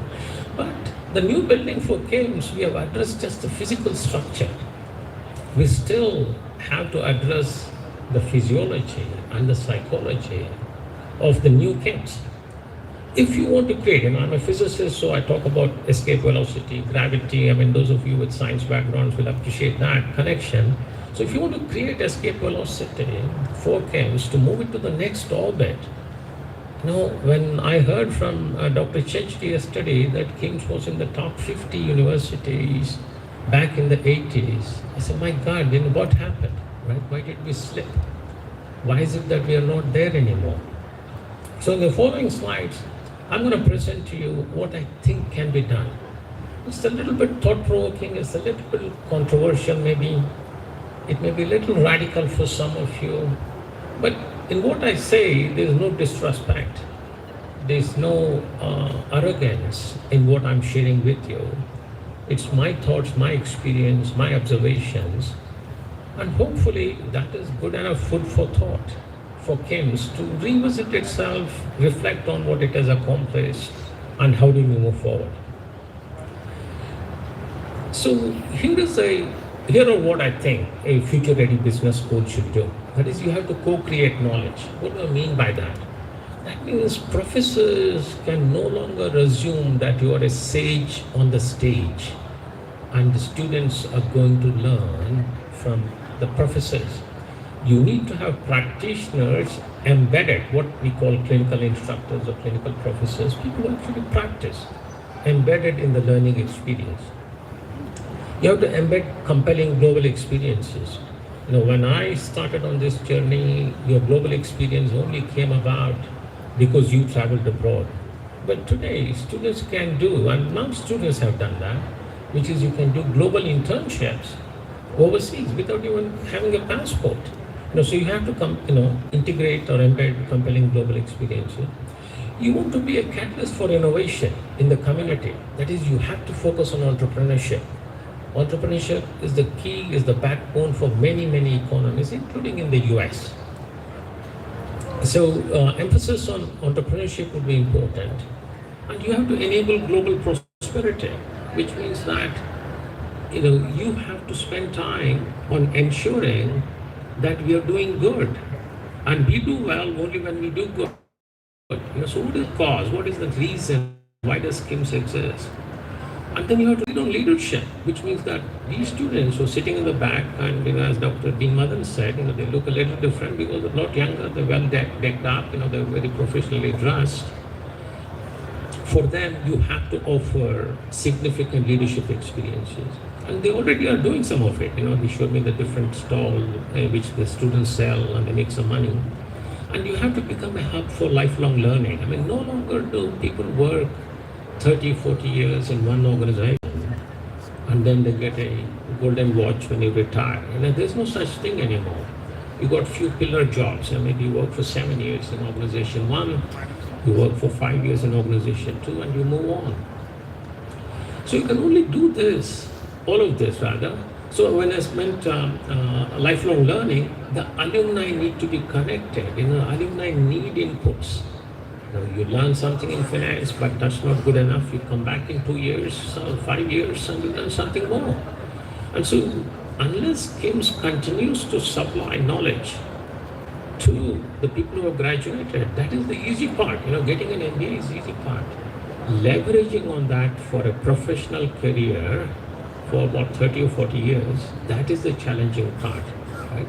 So, we don't say that we offer you lifetime employment. We say that we will make sure that you are employable over your lifetime. Right? That is the big difference, if you will. If you want to do all of this, you have to invest in recruiting high-quality students. You need good inputs. You have to recruit outstanding faculty and dedicated staff. So one of the few things which every business school should do every year is to take an internal audit. Where do we stand on these 3 dimensions? So how do you make KIMS globally impactful? What are the different pathways to distinction? Right? And so here are a few slides. So when I started researching where is KIMS vis-a-vis other business schools, Google tells me that there are 6,500 plus MBA programs in the country. And to me, you need a PhD to figure out which of these MBA programs are good enough for you. So it's just remarkable how many programs you have, and then how can KIMS stand out in this crowded marketplace? So here is the downward spiral I see, right? What you see here is an institution, if it doesn't correct its course, it is not going to do well in the future, right? And so you could consider this gathering, the discussions some of the alumni have been having, as a warning, if you will, as a red flag, if you will, right? Before things change. So this is where I see, from my perspective, it could be completely wrong and you're very welcome to completely disagree. KIMS is a small school with low reputation. We are not as it was in the 70s and 80s, and we want to move it forward. We want to make it maybe slightly larger, but definitely at least medium-tiered reputation. Maybe by 2030, you can say, why is it 2030? Can it be 2032? Yeah, maybe it can be 2032. This is just to provoke some discussion, some mental thought in you. And maybe by 2035, long term, we could have premium reputation. We could be a large business school. And I think you have to scale. You cannot be a small school when you're operating in a country with about 1.4, 1.5 billion people. You have to be a large school. You cannot be a niche player. But to start out, you have to differentiate your product and you have to develop different niches. And what could those be? So I'm going to spend a little bit of time on that. So what are the different pathways to distinction? So here on this slide, what I try to do is, how do you create these different board of advisors? How do you enhance KIMS rank and reputation? What is market driven? How do you invest in branding the business school? So a lot of these are interrelated parts, and this is what I do. I work with large multi-billion-dollar companies. I look at their strategy. I talk to their executives. I talk to the customers. I talk to their staff, and we try to connect the dots. And so here, what we have, today when you talk to the alumni, you have so much of loyalty and you have so much of pride. Look at all the different classrooms, auditoriums which have been endowed. And that's beautiful, Now, not many schools can claim that. So there's a lot of loyalty and pride. But I also, when I come to KIMS, I would like to buy a t-shirt or a sweatshirt which says KIMS. Now, where is that merchandise? Where is that bookstore? How can I exhibit my loyalty to KIMS? How can I be proud of KIMS? Why can't I wear this on my flight back to America? Right? Then I want somebody to stop me and say, hey, what is this KIMS you're talking about? I want to be able to explain to them the transformational journey which occurred to me, in Kausali from 83 to 85. So if you take that previous slide and put it under a microscope and say, hey, how do we make, let's say we are offering an MBA in international business, how would that be different? How can we make it stand out? And so there are a lot of different things which the school can do. For example, you can give out the Global Dean of the Business of the Year award. You identify one of the business schools which have gone global. And you get the recognition. You can give out a scholarship or an emerging scholar in the International Business Award. You can have global internships. You can have global curriculum. If you want to have an international exchange program, I accept that. I've spent a lot of time abroad. If KIMS would like to have an external partner, I'm happy to help, and I'm sure. I just know some of the alumni, but there's so many who can help too. It's not just me. So we can create these international exchanges, but there has to be the focus. What is it that you want to be known for? Right. Well, here again, I try to say that once you create that pivot, that tipping point, if you will, wherein you are able to change the course of the trajectory. Like when I walked in, I noticed that the highest starting salary was about 16 lakh rupees. And the average starting salary was 6 lakh rupees. I want to know, why can it be reversed? Why can't we have the average starting salary be 16 lakh rupees and the highest starting salary be 60 lakh rupees? I'm an audacious guy. I'm from Bellary, and we are scrappy people. We know how to get by. And so the audacity of thinking is something which I think runs in the drinking water of Bellary. That's the way I look at it. So what do we have to do to pivot, to get to that tipping point? So here are the next steps. So I just request Dr. Uttam and also Mr. Sanjeev Karnatak to talk about the role of the faculty and the role of the alumni in getting us to the tipping point. I'll come back and give you some concluding thoughts on my experience with KIMS.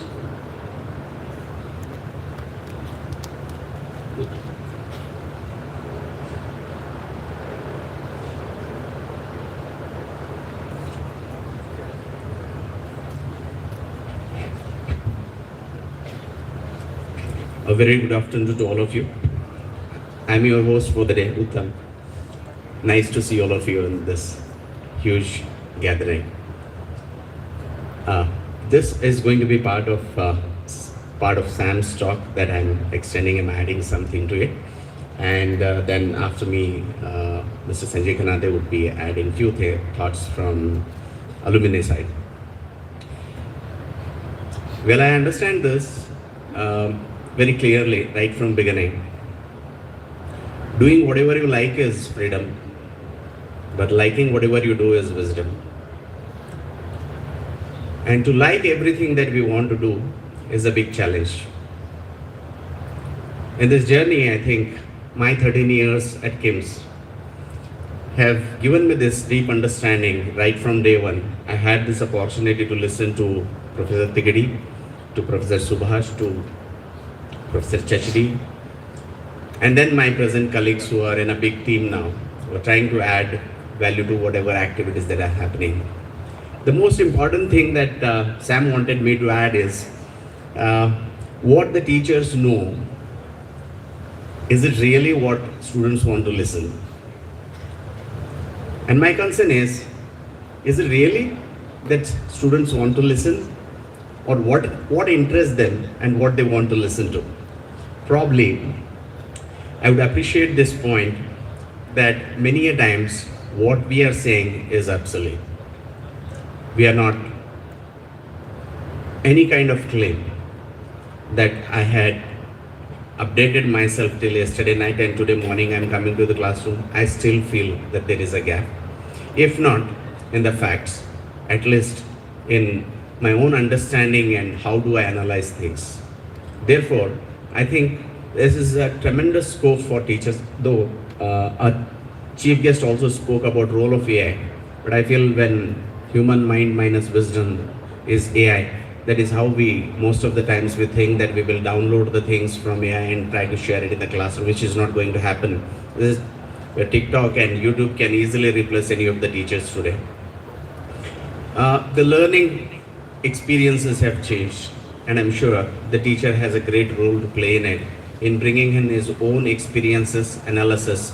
As I always say, that teaching has to be supported with a lot of training experience, and also should be supported with research and also consulting experiences. When rightly said, Sam, being one of the leading consultants to the industries, brings in that absolute experience to the classroom, which is ahead of academia. And that is what we try to bring in the form of classroom discussions, which can make the students absolutely updated. Placements, we are on its way, but one most important thing which I would want to club is we are doing this joint program with Cardiff University of UK. They are partners with us in a couple of research programs now. Very nice of you, Sam, that you also extended that you would want to partner and help this institution in taking it forward on international collaboration and exchange programs, may it be student exchange or faculty exchange. We are more than happy. And at the same time, I am sure that on this side of the stage is heavier than the stage actually. There are a lot of alumni who are sitting on this side who come from academic background and industry background as well. I'm sure each one of you have something to offer. And let me be very, very clear that we have had a fantastic discussion with the very supportive Honorable Vice Chancellor, who is a sitting Vice Chancellor. Of course, we have Gursi sir also, who has been supporting us in a great way, that they are given us all the freedom to have any kind of tie-ups and MOUs with our alumni and also the industry and academic collaborations that we can have nationally and internationally. And we have started experimenting with this. Keeping this as a backdrop, we have also initiated few of the programs which probably might sound new terminologies for few of you, but I'll just explain it quickly in 30 seconds and then close my talk. That we have a program which has been introduced for the Golden Jubilee initiative is KIMS X program. KIMS Executive Program. KIMS X is on the lines of TEDx talks, wherein we are trying to get all the executives coming in from the industry and who would be interacting with students. We also have 3I program wherein the students are interacting with industry people. They're also making weekly and monthly industrial visits to the industry and national visits, which is part of it. A wonderful initiative is on a digital platform that has rocked most of you. I think one of the reasons why we could touch all of you is because of digital platform. Is Kim's podcast is another team which we have initiated. We have Dr. Manohar sitting here, who is going to now make a short announcement in a while that we are also collaborating and having a new chapter coming in Hubli Dharwad, which will be initiated at KIMS itself, is ISTD and NHRDN. So with this brief, I'm sure that the faculty team, though, is geared up, but if there are some gaps, as we understand, we will be brushing up and getting back to the expectations that the future institutions are going to have. Over to you, Sam. I'll come back to you in a while. Thank you.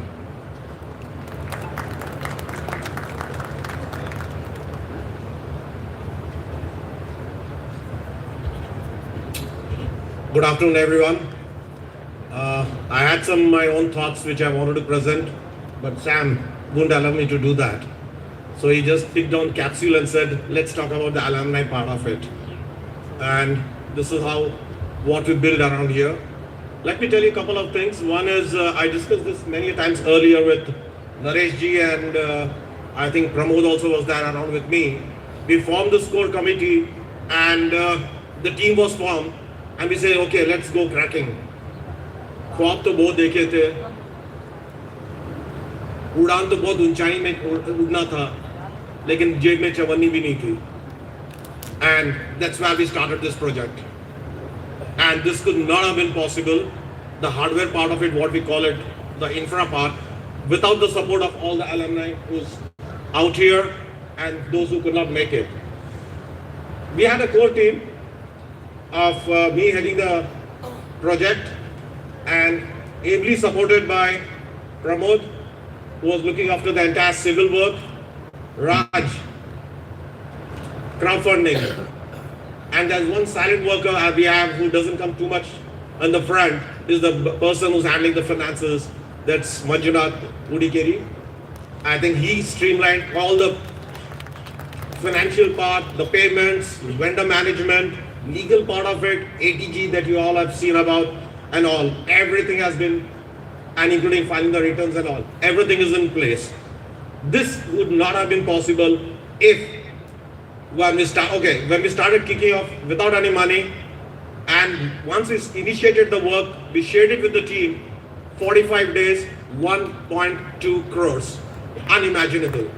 Thanks to the power of the alumni who made it happen, and obviously that's why we started building the classrooms and all.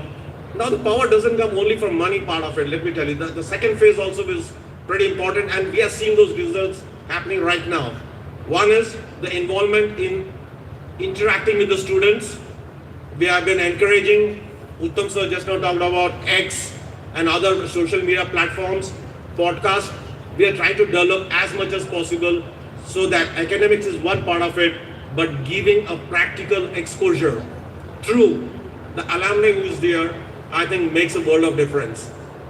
We have even the retail part of it coming in.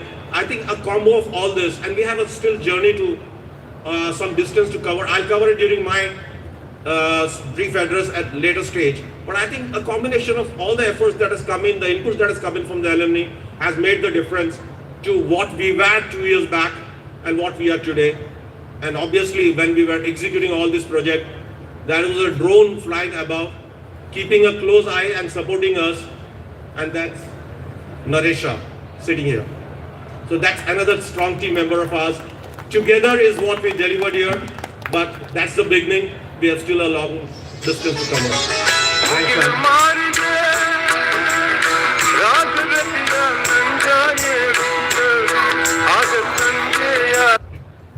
I just noticed the time and it's lunchtime, and it's very dangerous to speak just before lunch. I'm the one standing between you and your lunch. So I'm going to keep it real short. I always say it's very difficult to pick a good time to teach. I'm a teacher, I'm a college professor for a very long time. So if you teach in the morning, the students are still sleepy because they had a late night. If you try to teach in the afternoon, they're hungry. In the evening, they are tired. And if you teach a night class, because in the US we teach typically from 6 to 9 p.m., they're sleepy again. So there's really no good time we can pick to teach. Having said that, let me kind of start rounding up my discussion here. So what could be the next steps? So I think one is to especially redesign the KIMS website. I'm sorry to say, but there's a lot of improvement which can be done. If KIMS Alumni Network can actually manage, 3.5 or 4 crore rupees, why don't we let them or request them to manage the KIMS website? A lot of links are broken. So you have to recognize that, that is the first moment of truth, as we say. A business school has to win at all the 5 moments of truth. The first moment of truth is when a potential student lands on your website using a mobile device and decides, should I apply here? Which means that information should be there, there cannot be any broken links. So I think that to me would be very important. Second would be, redesigning the curriculum. I noticed now IIM's Bangalore also is offering undergraduate degrees. So they're creeping up. So the MBA is becoming more commoditized, which means that should KIMS move away from the 2-year model? Some of the more successful models I've had is adopting the European model, which is a 1-year MBA. In fact, Dean Madan was saying that at ISB it was a 1-year MBA, now they're moving to the 2-year MBA model. So do we need to stick to the legacy models which may or may not work, or do we innovate and be more creative? You want to revisit the alumni engagement piece, because you want to know what does, the alumni have done so much work, but what are the roles and responsibilities? What are the expectations? What are the bylaws? So as you become more professional, you have to professionalize the other aspects of the alumni engagement piece, and I request that the KIMS alumni look at these. And of course, to manage alumni, you can have software. One day I got, 3, maybe 6 messages from Professor Ramanjulu saying, hey, can you update, not just to me, to everybody on the WhatsApp group. I got more messages from him in a week than I get from my family. So there is something wrong with that. So why don't we actually use a platform like Salesforce, a CRM system, or an Alumni 360? I think that you have to move in that direction so that they know who is where and what is it that they're doing. And so that if, for example, if a student wants to go and do an internship in Pune, they should be able to pull up who are all the KIMS alumni who work and live in Pune so that they can be connected to them. We don't have that infrastructure now, but we should be working toward that. You definitely want to invest in an associate dean for placement. Going back to my previous comment that if you want the average starting salary to be 16 lakh rupees in 5 years from now, you need a dedicated professional looking after placement for the students. You definitely want to spend time looking at, you want to create, according to me, 3 levels of advisory boards for the dean or the director. I get confused because in the US, the dean is the chief academic officer and the director of the program is just the director of the program. But here I think the connotations are different. What about, we have so many alumni, why can't we have a junior alumni board who advises the dean, who graduated in the last 5 years? Medium term, that is, you want to have somebody who graduated 7 years ago. A senior alumni team, somebody who's retired but who have a very rich Rolodex, right?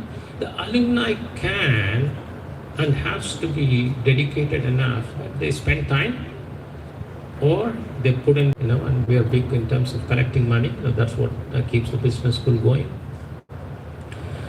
Or talent.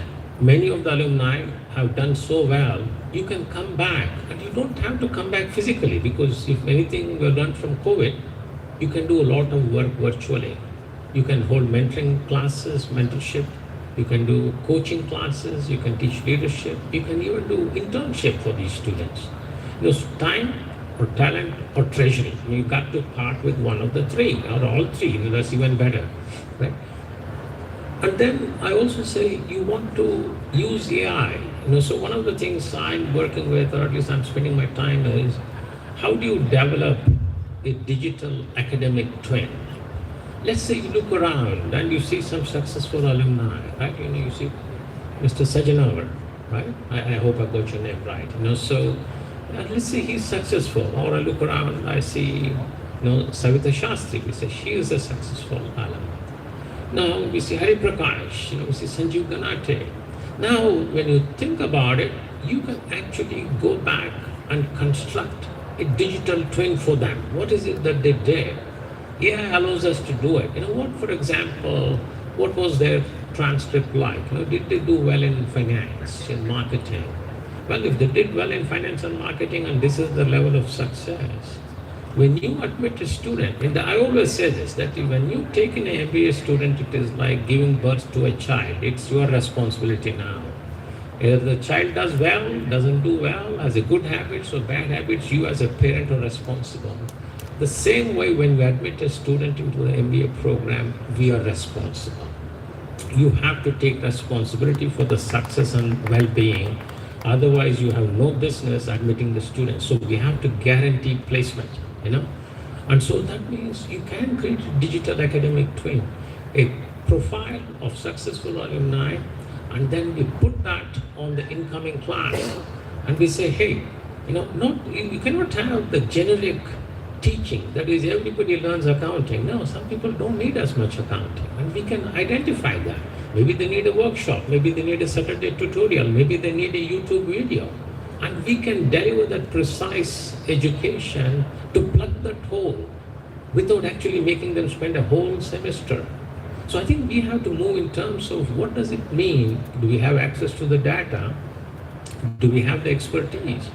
And today, without any coding, you can actually do a lot of AI stuff. I started experimenting with Replit, a platform, and it is helping me design a strategy game to teach senior executives about the strategic concepts.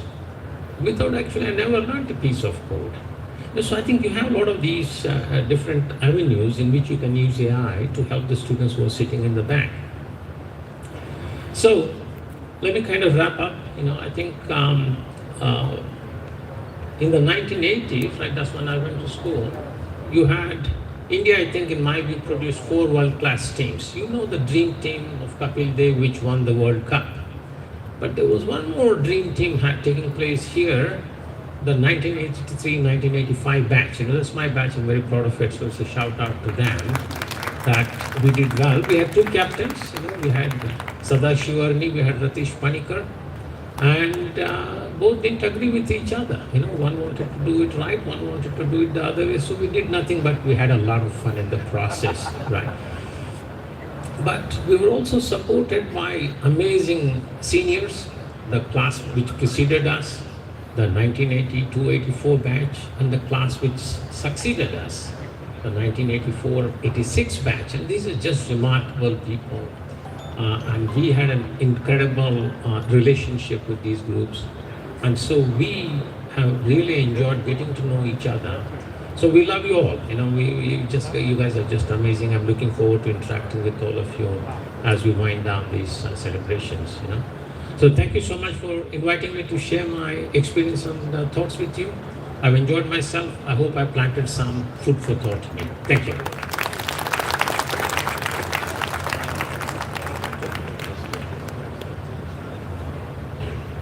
Thank you so much, sir, for setting the stage.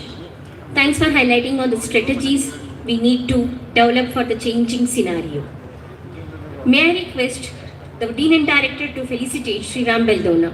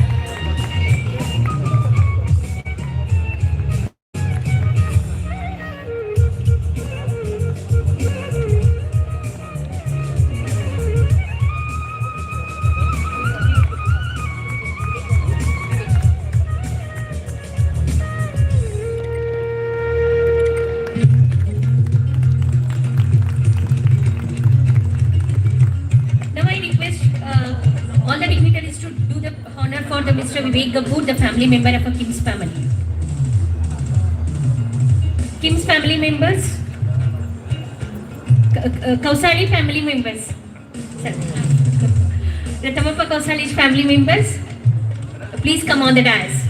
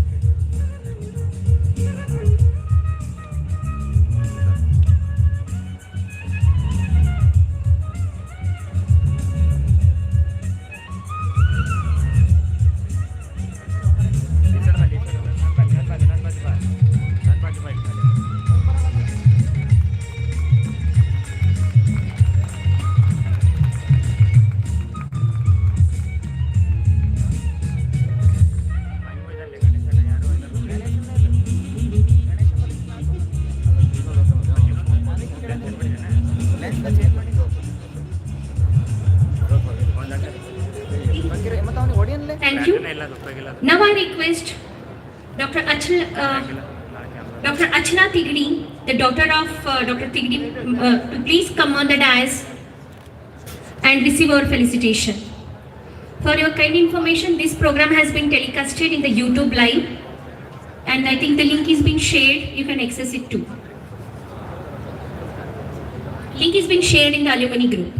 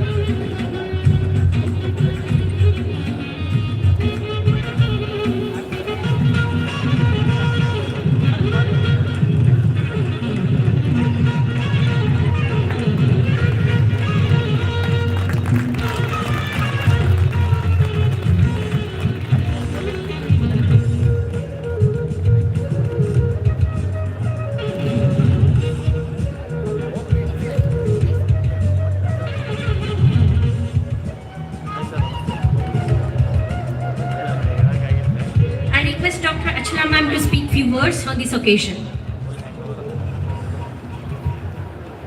Namaskara to all the elders, the dignitaries, colleagues of the Kausali Institute of Management, members of the staff of the Karnatak University, and the students of the present batches that are studying in the institution.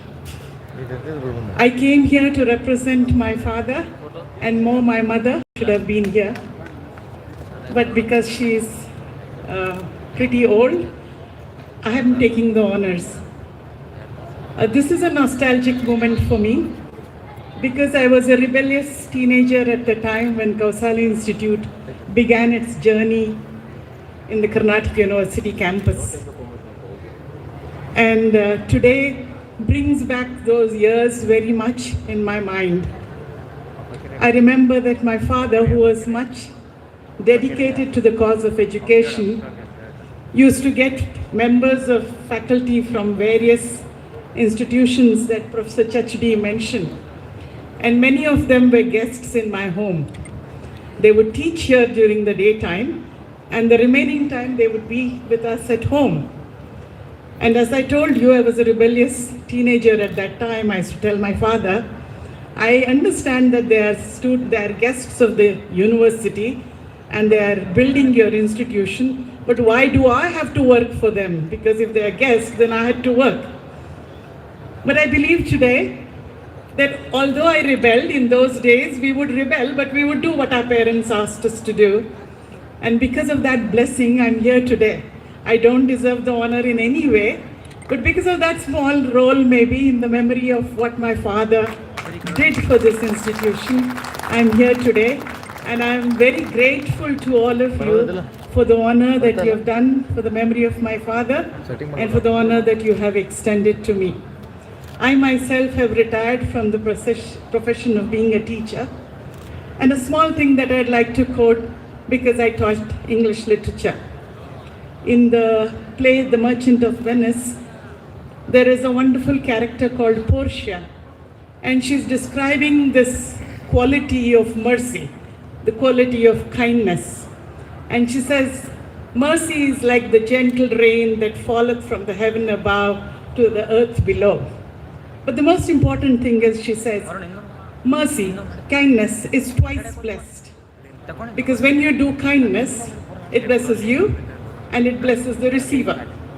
In the same way, my wonderful audience today, teaching and education is twice blessed.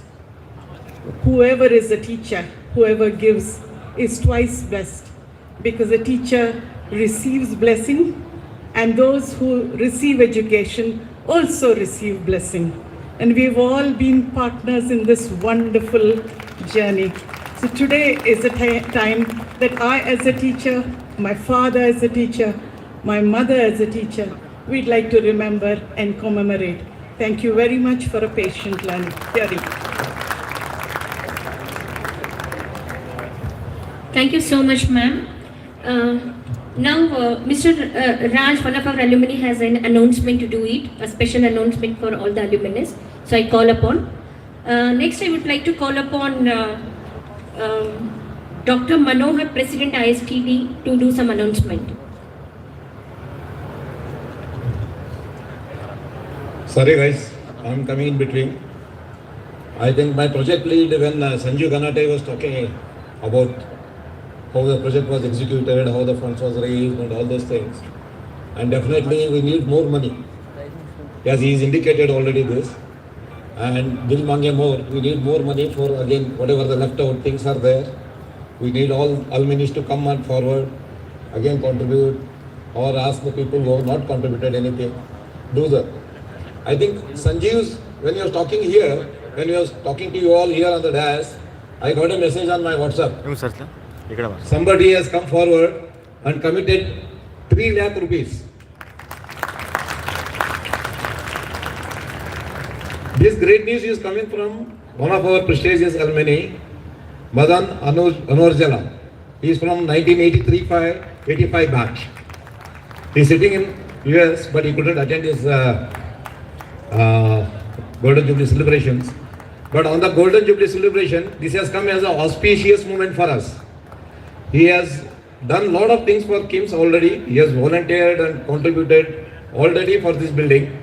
But he has gone again further on auspicious of this Golden Jubilee celebrations.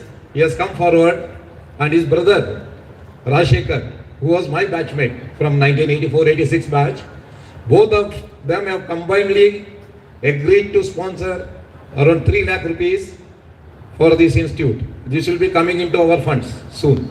This is what I wanted to announce and make it as a grand event for during this Golden Jubilee celebrations.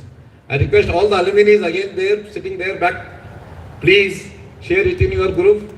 Whoever is interested in coming forward again and again, please take this moment. It's a Golden Jubilee. This is going to happen next 2-3 days. Please come forward. We have kept the QR code there. If they want to come and contribute, you are all welcome. Thank you very much. Thank you, sir. May I call upon Dr. Manohar to make a small announcement?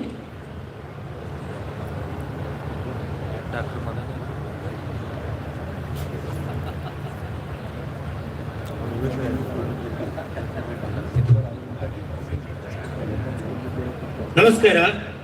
Very good afternoon. Distinguished guests on the dais and off the dais, my dear alumni and the students.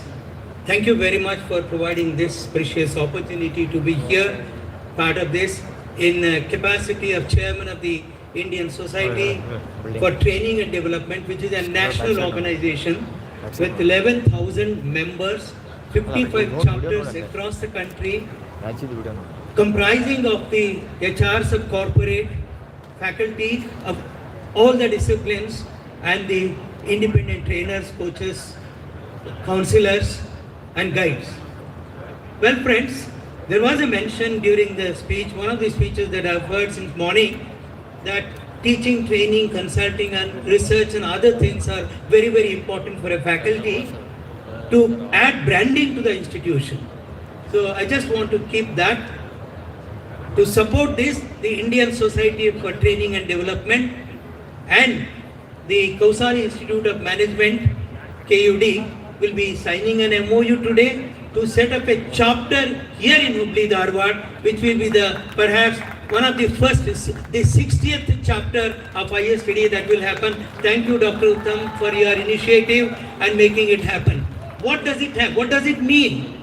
Well, we may have many chapters, we may have many MOUs, but here is an opportunity for the faculty and the students to enhance their skills of mentoring, training, coaching, and whatever you call it, and create those opportunities. So we'll be, of course, discussing it as we actually document this MOU. We will be doing it. Thank you, sir. Let me also take this opportunity to congratulate the institution on this Golden Jubilee celebrations occasion. And I was very happy to be here. I came especially for this purpose. And I was very happy to listen to those wonderful, the wisdom, pearls of wisdom that have been shared by the morning speakers. Thank you, sir. Thank you very much. Thank you. Thank you, sir. Now we'll move forward. May I invite Mr. Vivek Gabbu, the family member of Kausali, to address the gathering.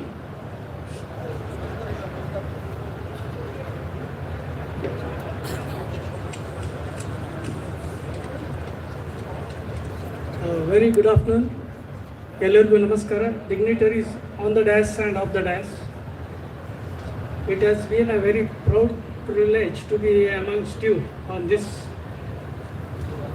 Golden Jubilee year of Kausali Institute of Management. My heartiest congratulations to the entire team of KUD, KIMS and KN on the successful completion of 50 golden years of academic excellence of KIMS. On behalf of the Kausali family, we thank each and every individual involved since inception in building this great institution of international repute. We are blessed to be a part of this glorious institution and of course today's Golden Jubilee celebrations. As you all know, it was in 69-70, my grandfather was a KLE chairman. He tried to bring a business administration college through KLE at Hubli, Dharwad. But unfortunately, because of the then license Raj, it didn't materialize. Then later in 74-75, he requested Dr. R.C. Ramat to do the needful. And the Karnatak University was lucky enough to get the required sanction. But suddenly there was a dearth of funds. Funds were not allocated. And again, so it came back to my grandfather. The ball came into his court, I believe. So the only option was sudden arrangement of finances in those days was not that easy. So he liquidated family jewelry of 2,500 grams. Why grams, I'll tell you later. So that got a lakh of rupees and he gave it to the institution. And then the journey began. But that is only one part. The other part is there are n number of people, teaching staff, non-teaching staff, academicians, Dr. Tigdi, Dr. Chachri, Subhash sir, now latest, Uttam sir. I cannot take all the names because I don't know most of them, but still, there is a lot of effort from the academic, the people from the academics and visiting faculties, and of course the alumni. So this began the journey, and 50 years has been completed. Congratulations. It was a solo journey earlier. Now thanks to this is Kausali Alumni Network. So they have taken the charge. So now it is no more a solo journey. It is a collective journey. So on this occasion, I would like to be a part of this KAN, and I request my sister to come on the stage, and myself, we want to contribute some checks to KAN.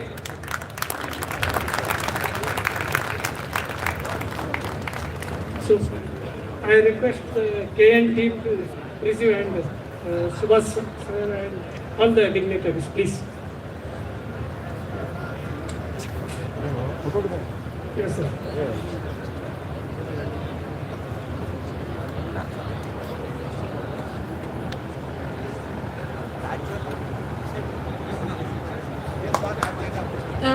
Rajyoti sir.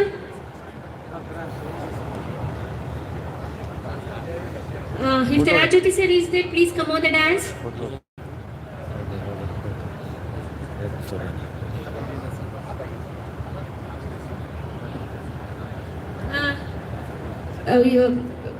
Korvi sir and Prasad Rudgi sir has also been invited by Vivek Gabur sir. Please come on the dais.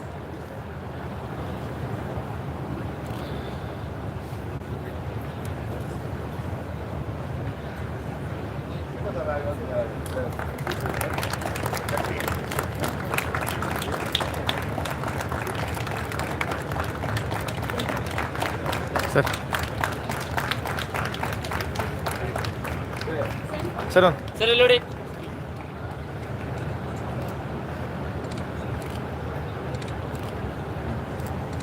Okay, thank you.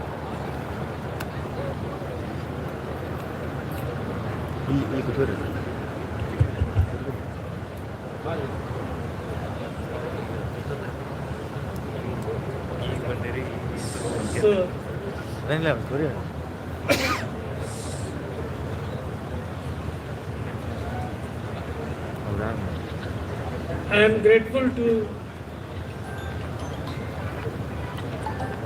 grateful to KAN for taking up this most humble initiative of gifting this new building to your alma mater. Thank you all for the collective endeavor. And why this initial investment of every gram of gold has produced more than 2,500 alumni of great repute. A super cop, a super MP in Canada, a super academicians, industrialists, excellent managers, and even advisors also. So that is a great beginning, and it has come for the long 50 years.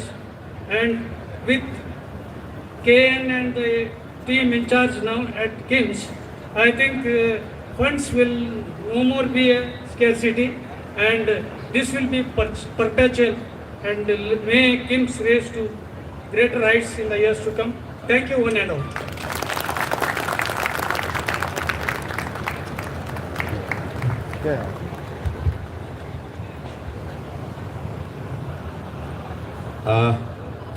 What I should tell?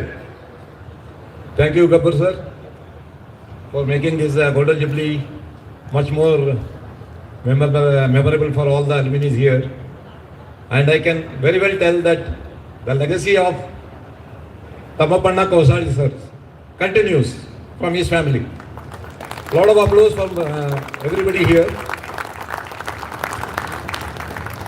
It was written that it should happen on the Golden Jubilee Day. So we were getting some more support coming from our founder, Tamapanna Kausali. We are all thankful to this Tamapanna Kausali family again and again. Can I ask everybody to stand up and make a lot of applause for the family?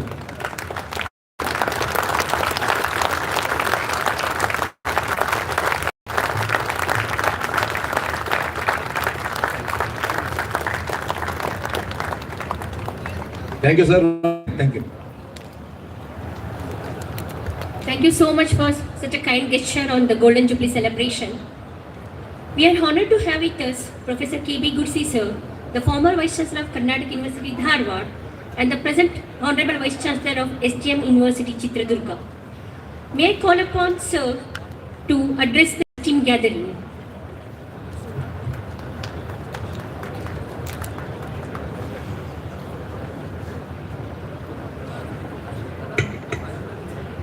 ಎಲ್ಲರಿಗೂ ನಮಸ್ಕಾರ. I had come prepared with some 4 pages of my talk, but when I saw this program copy, they have allotted me only 5 minutes. And looking at the things that are happening the previous day and today, I thought it is of no use.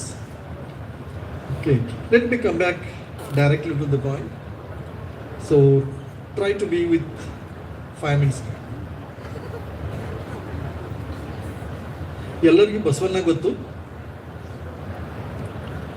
So ಶರಣ philosophy ಮತ್ತು Basavanna philosophy ಎದ್ರ ಮೇಲೆ ಬರ್ತದಪ್ಪ ಅಂದರೆ ದಾಸೋಹ ಒಂದು ಏನು phenomenon ಅಂತ ಕರಿತೀನಿ ನಾನು, ಅದ್ರ ಮೇಲೆ ಬರುತ್ತೆ.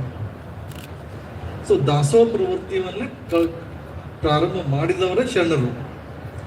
ಇವಾಗ ನೋಡಿ, ಇವಾಗ ನಮ್ಮ ಗಬ್ಬರವ್ರು ಮಾತಾಡ್ಬೇಕಾದ್ರೆ ಕೇಳಿದೆ, ಕೌಸಾಳಿ ಅಜ್ಜರು ತಮ್ಮ ಮನೆಯಿಂದ ಬಂಗಾರ ಒತ್ತೆ ಒಗೆದು ಇದನ್ನ ಪ್ರಾರಂಭ ಮಾಡಿದ್ರು. ಪ್ರಾರಂಭ ಮಾಡ್ಬೇಕಾದ್ರೆ ಯಾಕೆ ಮಾಡಿದ್ರು ಅಂತ ಹೇಳಿದ್ರು ಅವರು. ಪರ್ಮಿಷನ್ ಸಿಕ್ತು, ದುಡ್ಡು ಇರಲಿಲ್ಲ. ಹೀಗಾಗಿ ಮನೆಗಿನ ಏನು ಬಂಗಾರ ಒತ್ತೆ ಒಗೆದು ಅವರು ಸ್ಟಾರ್ಟ್ ಮಾಡಿದ್ರು. ಇಟ್ ಮೀನ್ಸ್ ಕೌಸಾಳಿ has started on dasoha philosophy only.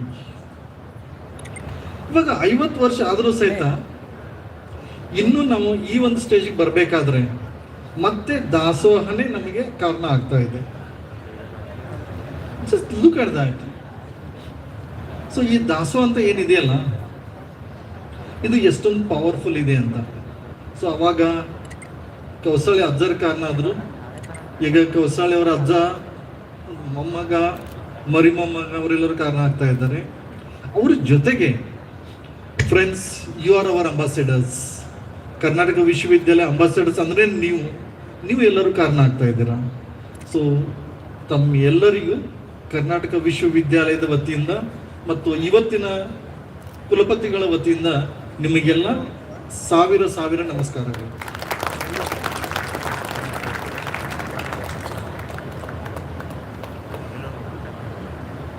It is, of course, it is for me it is a dream come true. ಯಾಕಂದ್ರೆ ಎಲ್ಲರೂ ನಿನ್ನಿಂದ ಹೇಳ್ತಾ ಇದ್ದಾರೆ, ನೀವು ಮಾಡಿದ್ರಿ ಅಂತ. ನಾನು ಎಲ್ಲರಿಗೂ ಅದನ್ನೇ ಹೇಳ್ತಿದ್ದೆ, ಏನು ಮಾಡದೇ ಇದ್ದು ಅದಕ್ಕೆ ಕ್ರೆಡಿಟ್ ಸಿಗ್ತಾ ಇದೆ ಅಂದ್ರೆ ಅದಕ್ಕೆ ನನಗೆ ಮಾತ್ರ ಅಂತ. I have not done anything, but I am getting lot of credits for that. It is just a part of administrative approval, and their way you have taken Naresh ji and Sanjeev, the whole team, amazing, really amazing. And you have shown the world the strength of alumni, and you have become a role model for Karnataka University departments as well as other universities as well. I might have quoted these incidents by this time minimum 100 times, 100 places. So friends, you are the ambassadors of Karnataka University and of course Kausali, and you are the role models for many of us, not only of this generation, the next generation sitting there. If I have to address my students there, friends, please look at these guys. They have achieved so much previously. Yeah, I'm aware of 5 minutes. Okay? Look at them, learn something from them, and maybe 75th year or 100th, the centenary. I want you friends here on this stage. Thank you so much.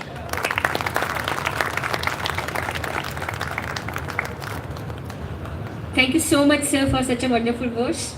May I request our Dean and the Director to felicitate Professor K.B. Goodsey, sir. Sir, it's a great privilege for us, sir. Please.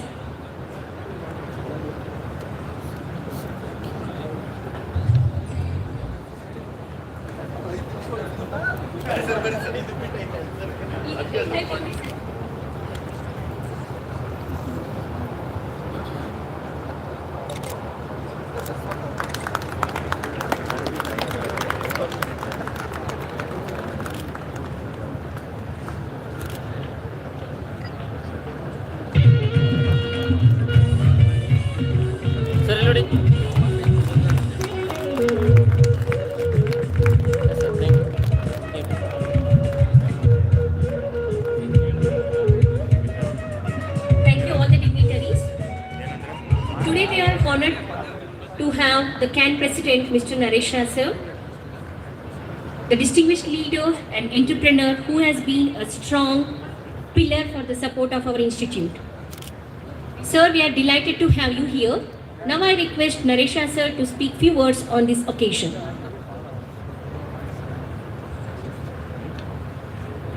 Good afternoon, dignitaries on the dais, very good friends in the crowd. First, we would like to congratulate the alumni for having achieved such a great success at this occasion of the Golden Jubilee. Well done, my friends. Coming back to Professor Goodsey, he has done nothing for us. I admit that. But all this, whatever we have done, is because of him.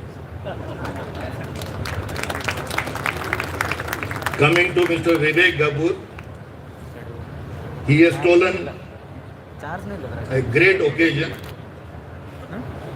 to plate in gold or in platinum the name Kausali Institute of Management Studies.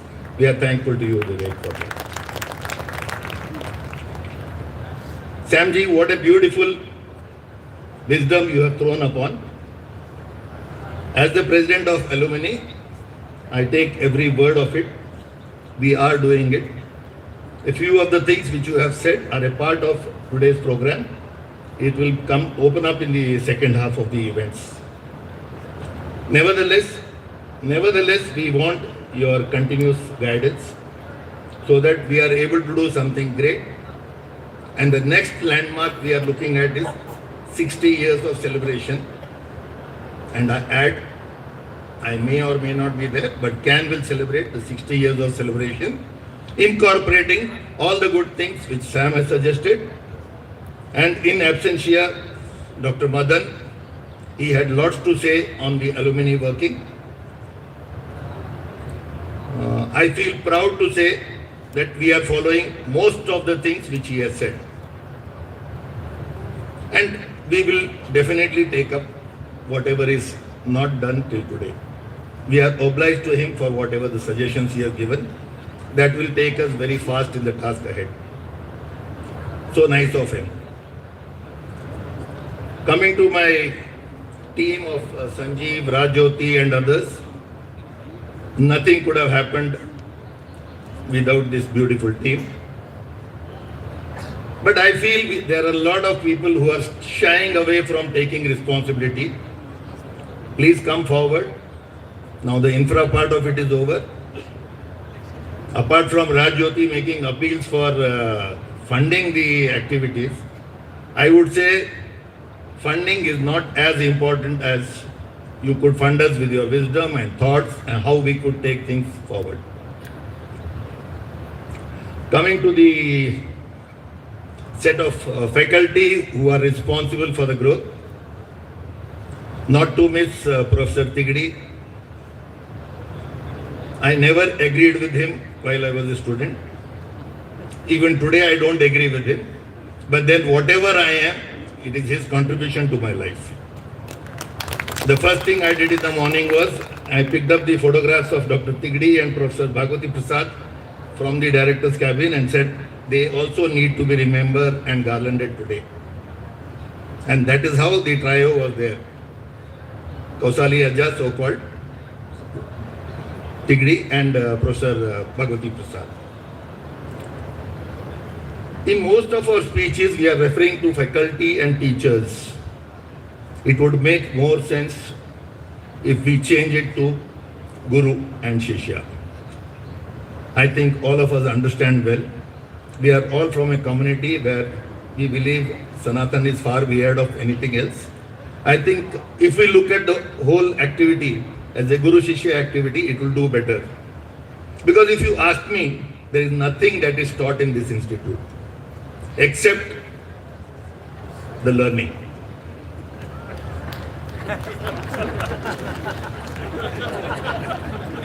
Then coming down to the last set of people, my dear students, please come out with commitment.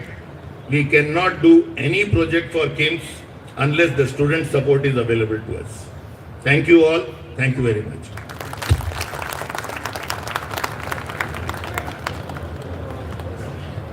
Thank you, sir.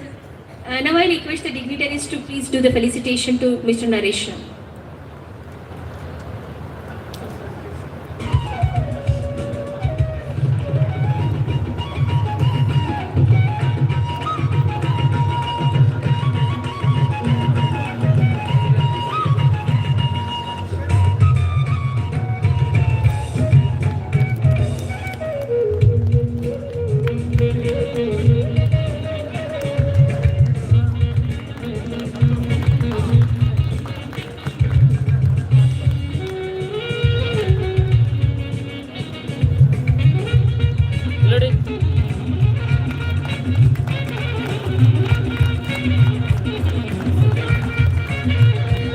Thank you so much. We are privileged to have with us Professor A. Chachri sir, the former Dean and the Director, Kausal Institute of Management Studies. His leadership and commitment to excellence have been driving force in elevating the institute to the greater height. Sir, we warmly welcome you and invite you to speak few words on this occasion.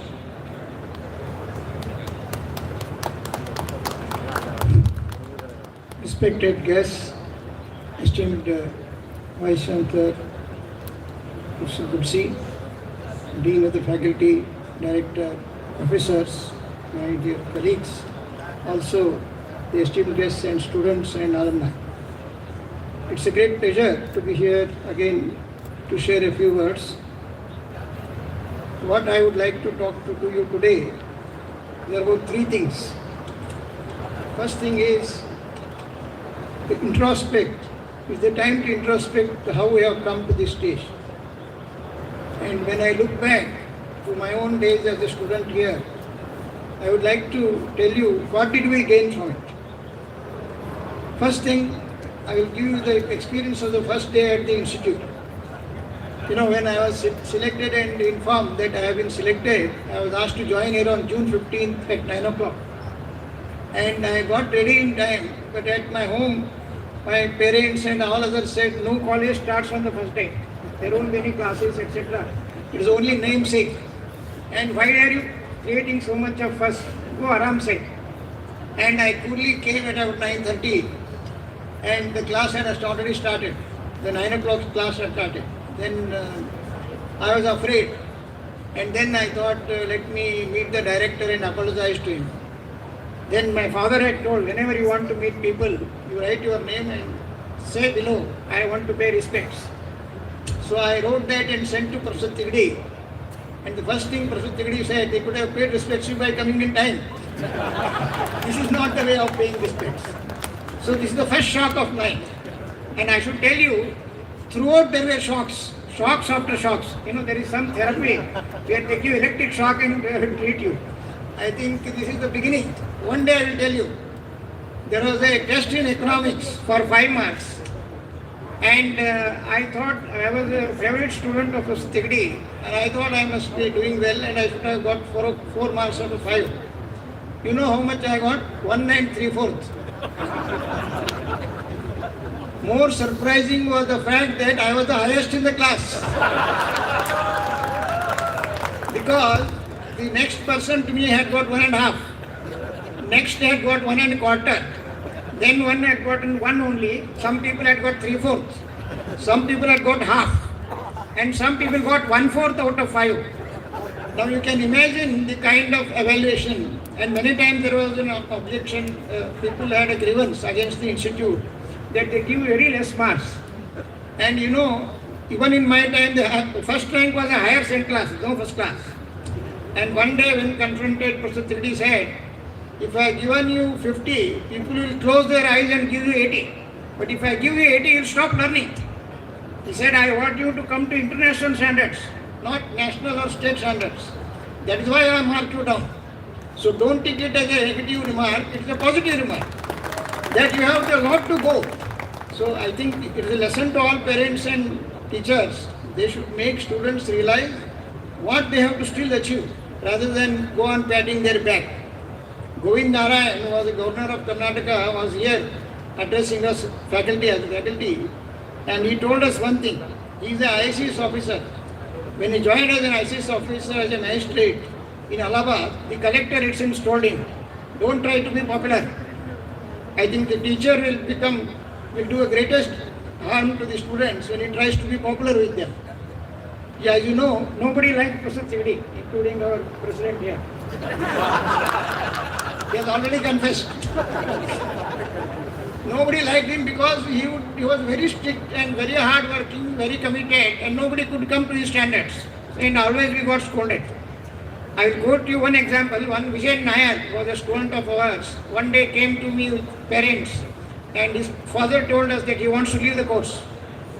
Then we asked him, why are you leaving the course? He said, my son cannot stand the tension in the class. Because every day 10 people used to go out of the class. He used to drive them out. If they are not done work, get out of this place. I said, I don't want to tolerate you here. So he says he would like to leave. Then I took him to Professor Tirdi, and Professor Tirdi told him, you are entering a world which is very, very hard, and you will be put to very strong tests, and you have to come out successfully. That is why I am creating tension purposely, so that you can stand all the tension in the world. So this way, these are the kinds of efforts of Professor Tirdi which made us become different. Even now, if I have to speak somewhere, I don't get sleep. I sleep only for 2-3 hours. I prepare again and again. I am not sure till I go there whether I am able to do well or not. What I am trying to say, this hard work. And secondly, you know, Professor Tirdi was concurrently professor of economics when we were students here. So he used to go to economics department, do his work and come at 11 o'clock. First come here at 7 o'clock, 8 o'clock to the institute, complete his work up to 11 o'clock and go to the department, come back again at 4:30, 5 o'clock, stay up to 9 o'clock. So this is the kind of 8 to 8 culture that he built here. All of us, we worked also like that when we were in the institute. So what I mean to say, he used to say clerks work for 6 hours, officers work for 8 hours, managers work for 12 hours. So if you want to train managers, make them first work for 12 hours, not this 8 hour like coming to the office and going like a clerk.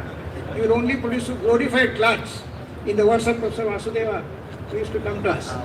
So what I am trying to say, we have come to this stage only because of that hard work. If the people have a loyalty towards the institute, it is because the institute has chiseled them. They are not what they were earlier. You have already seen Sriram Belloda's photo. What he was and what he is now, you can see. He is shining like a gold. It is all because of the chiseling that has done. So what I mean to say, the same chiseling should continue even today also. No one can take it easy, neither the students nor the faculty nor the administrative staff.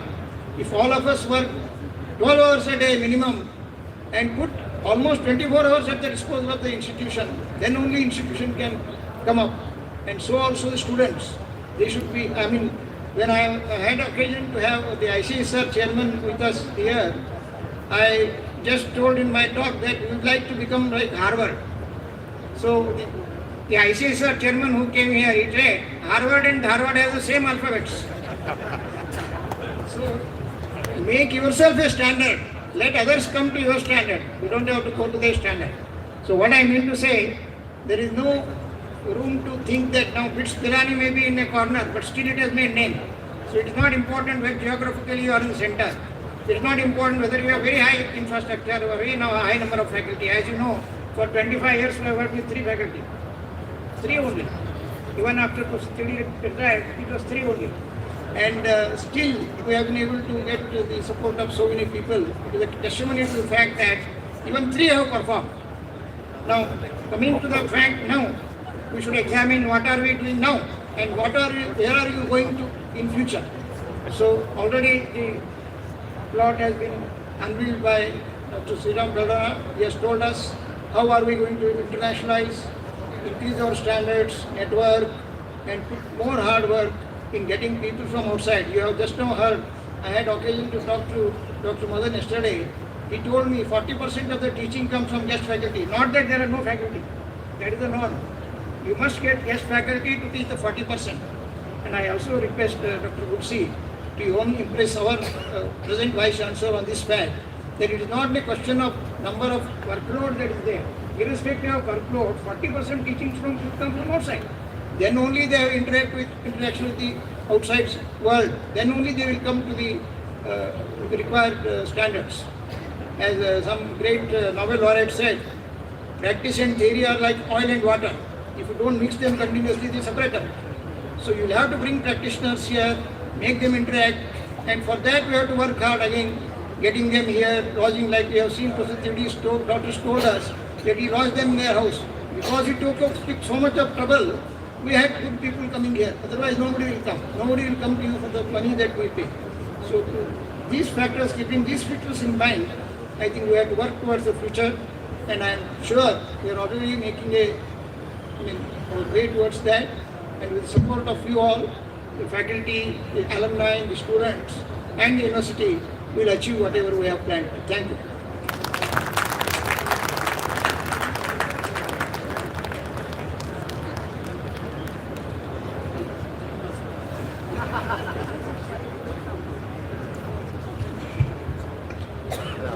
Just to add or just to react with to the Professor Chetty's words. So there is a provision for Professor of Practice. Okay, the department can propose it. Definitely the university will accept the things. And for that, I request my great ambassadors, whom are interested in teaching or in bringing the technical requirements or the technology into the classroom, please be ready.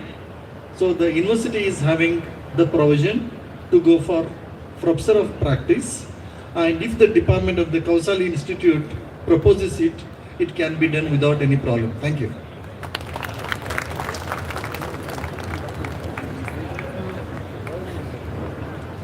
Now I request dignitaries to please felicitate Professor A. Chetty, sir. Manoj?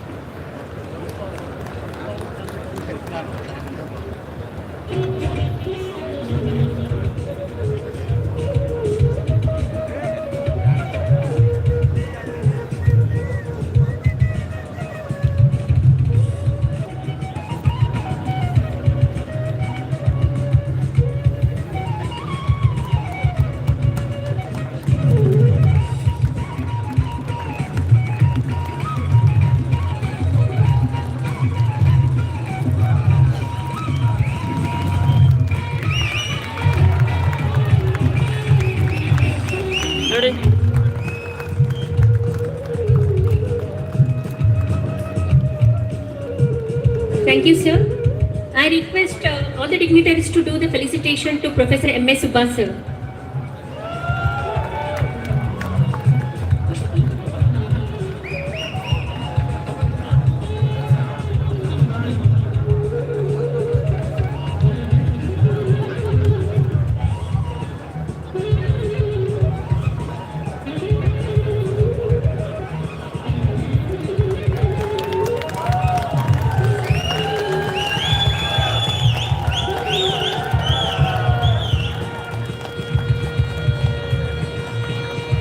Thank you, sir.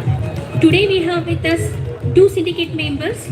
Now I request Mr. Mahesh Ullenavar sir to please come on the dais and receive a small token of love from Kim's family.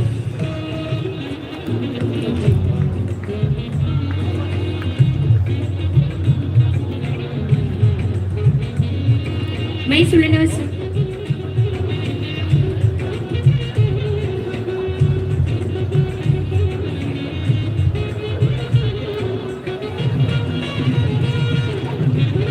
We have with us today one more syndicated member, Srimati Ratna Patil. I request ma'am to please come on the dais and receive the small token of love from Kim's family.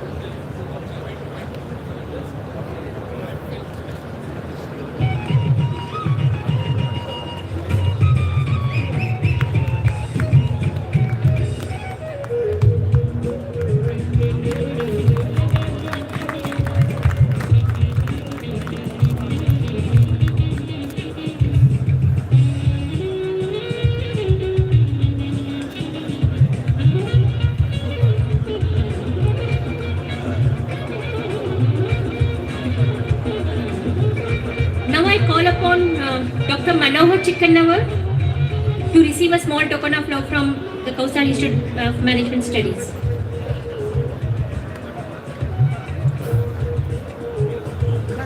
Dr. Manohar.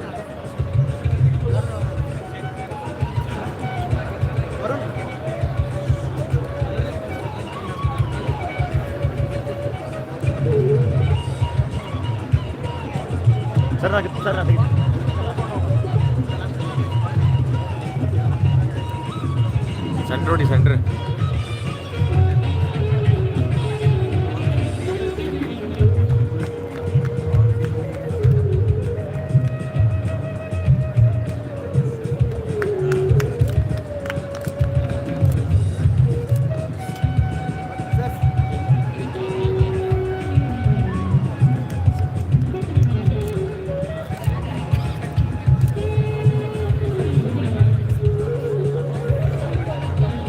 Thank you all the dignitaries. Now, one more most awaiting moment. All of us are eagerly waiting to listen to Dr. M.S. Subhash sir. May I call upon M.S. Subhash sir to address for a few minutes to the gathering.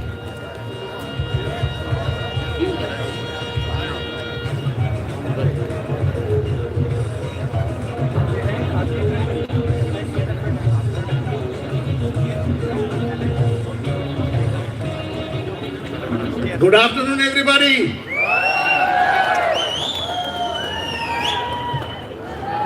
Yeah, I've already been told that I should maintain timings of 5 minutes. I will not exceed the 5 minutes, I guess. But sometimes, you can't really. It does. Habits die hard, as they say, right? And you give a teacher a stage, normally he ends up taking a little more. Now, I don't want to take really too much time. I only want to recollect that for all the other alumni members, I cannot but recollect with a lot of gratitude the way Alumni Association was seeded in KIMS way back.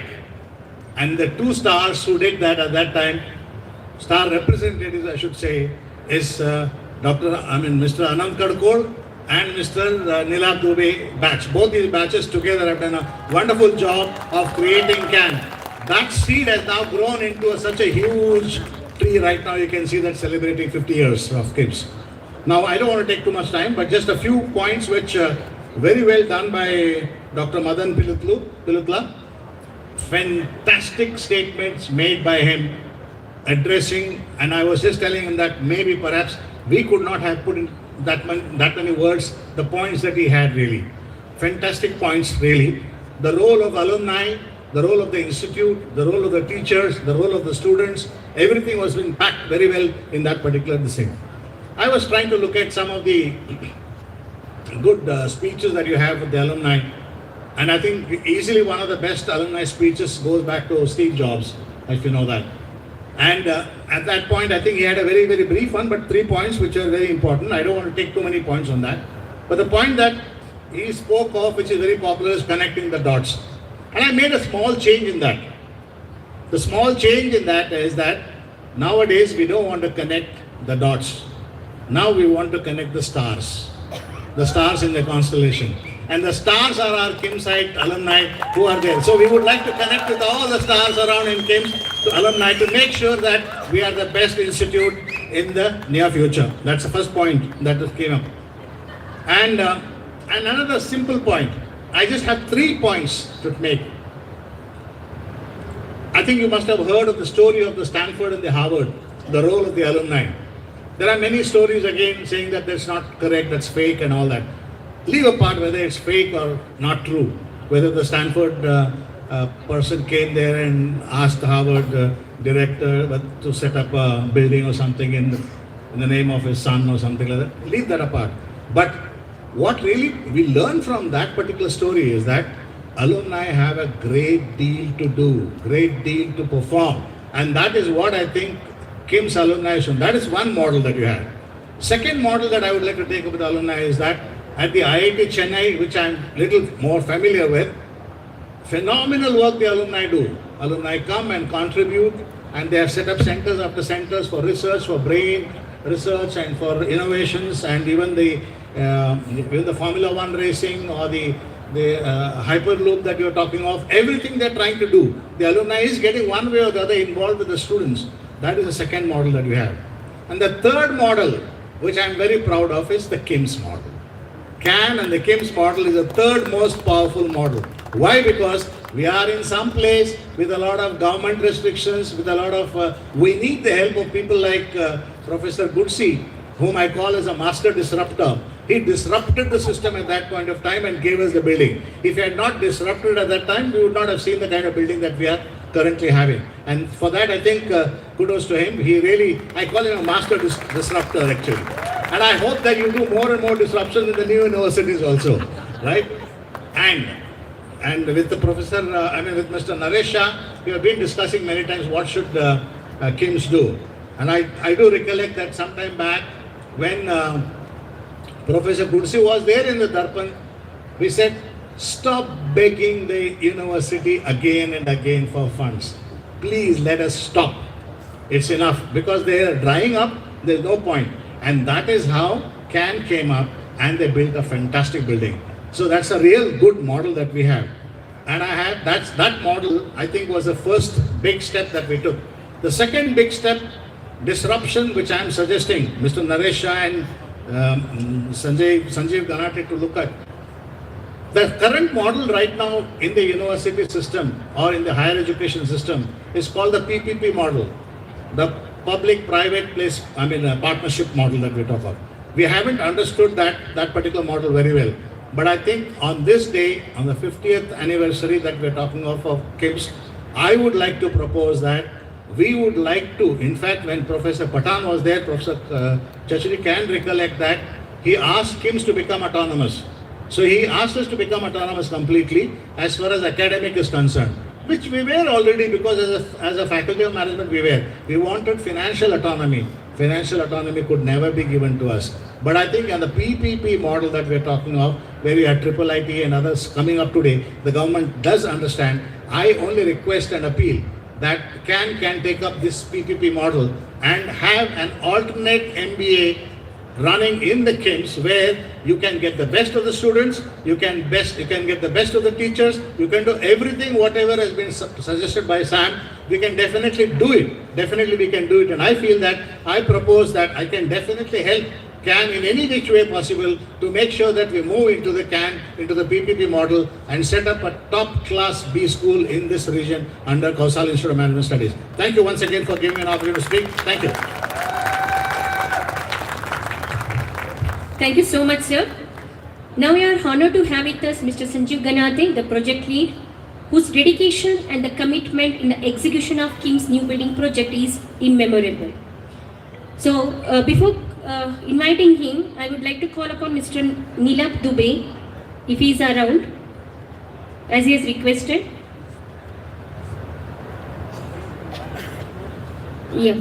Yeah, please. Afterwards, we'll be moving towards the most important event of felicitation of all our donors. Please stay tuned with the function.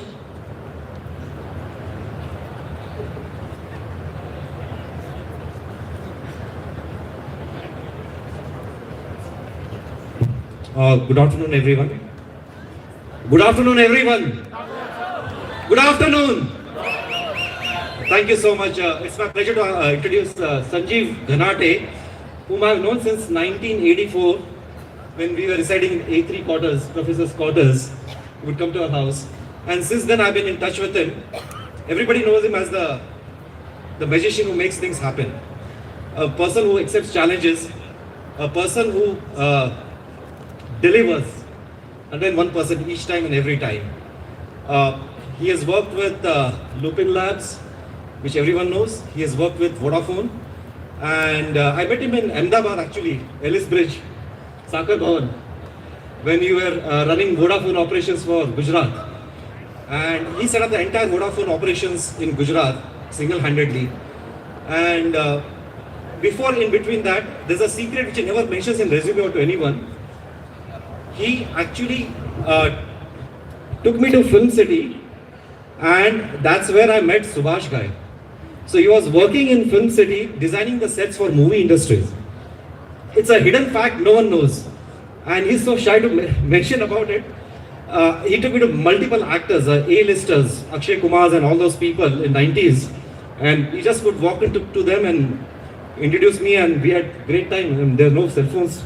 There would have shown some selfies that time.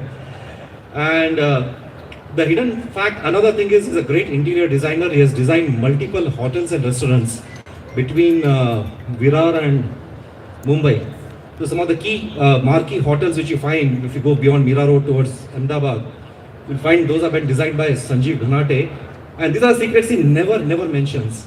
And the third best thing which I liked about him is, I said, how was it working with Mukesh Ambani when he was deploying the Geo network and developing their sales strategy. He says, do you want to meet him? Why don't you come over? I said, no, I'm not even ready. I was in shorts and t-shirts. And he said, no, just come over, let's go and meet Mukesh Ambani. That's the closeness he had with Mukesh Bhai. And they were so close that he actually made a call to him. Are you available? I would like to bring my friend there. That's Sanjeev Ghanate for you.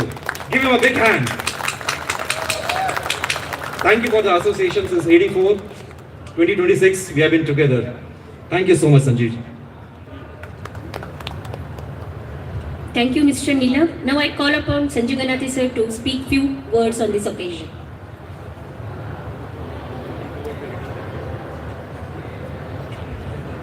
Good afternoon, everyone. I think he spoke quite a lot about my hidden part of it. And बोलता can का picture बनाएगा वैसे ही मेरा reel उतारता रहता है हमेशा अभी पिक्चर भी बनाएगा चलो good basically what I would like to just touch upon before my friend comes with a chit here. So about the activities that we did in as a project lead, my one request, I'm so happy to see such large numbers of our alumni who are here. Please go around this entire place and see what your project team has delivered. It will be really good for us, and have a look around. Is that the only thing that we are working upon? I guess not. Have we completed all our infra part? I guess we are almost there. Have we really completed the hardware part? We are almost there. If you ask me personally, we are almost 75% through. There is some smaller part that we need to complete. For example, the computer room, which is important. The library. One might say, why library? आजकल तो यार कोई किताब पढ़ता नहीं है, कुछ नहीं करता. But my vision of having a library is not only books, make it digital, make it available with all single journals. The journals, periodicals from best of the best universities, and believe me, they are very expensive.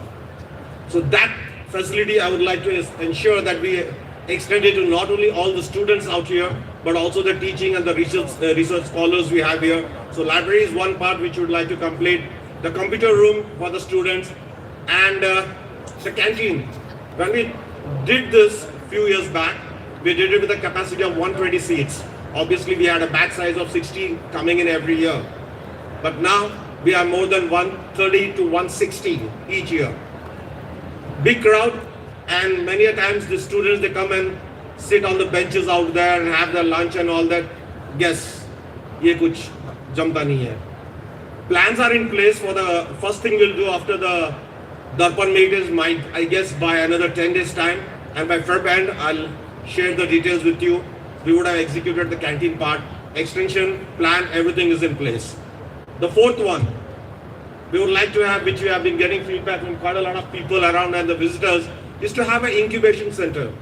Believe me, I'm personally very keen to have one, and there is a lot many researchers, senior people, consultants and all have come and told us, my first go on the incubation is, let's handle all the youngsters who are coming today.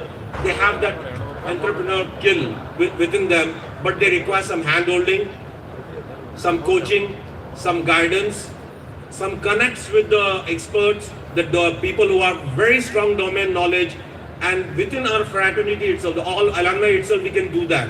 And if we can start grooming the students here, and then he goes to the outer worlds and becomes a leader, I think it will be a wonderful thing that we would be planning and thinking about. So that's one part we are thinking, and obviously, as time goes, we would like to capitalize on it, get outsiders and make them, bring them to the incubation center and make a revenue model out of it. Like we are planning to do it for the auditorium. We have done today, it's one of the state-of-the-art auditorium we have. Right now we're using it for our facilities and faculties and all that. Tomorrow we'll extend it to other departments, other institutes, other management institutes, and obviously charge them for that.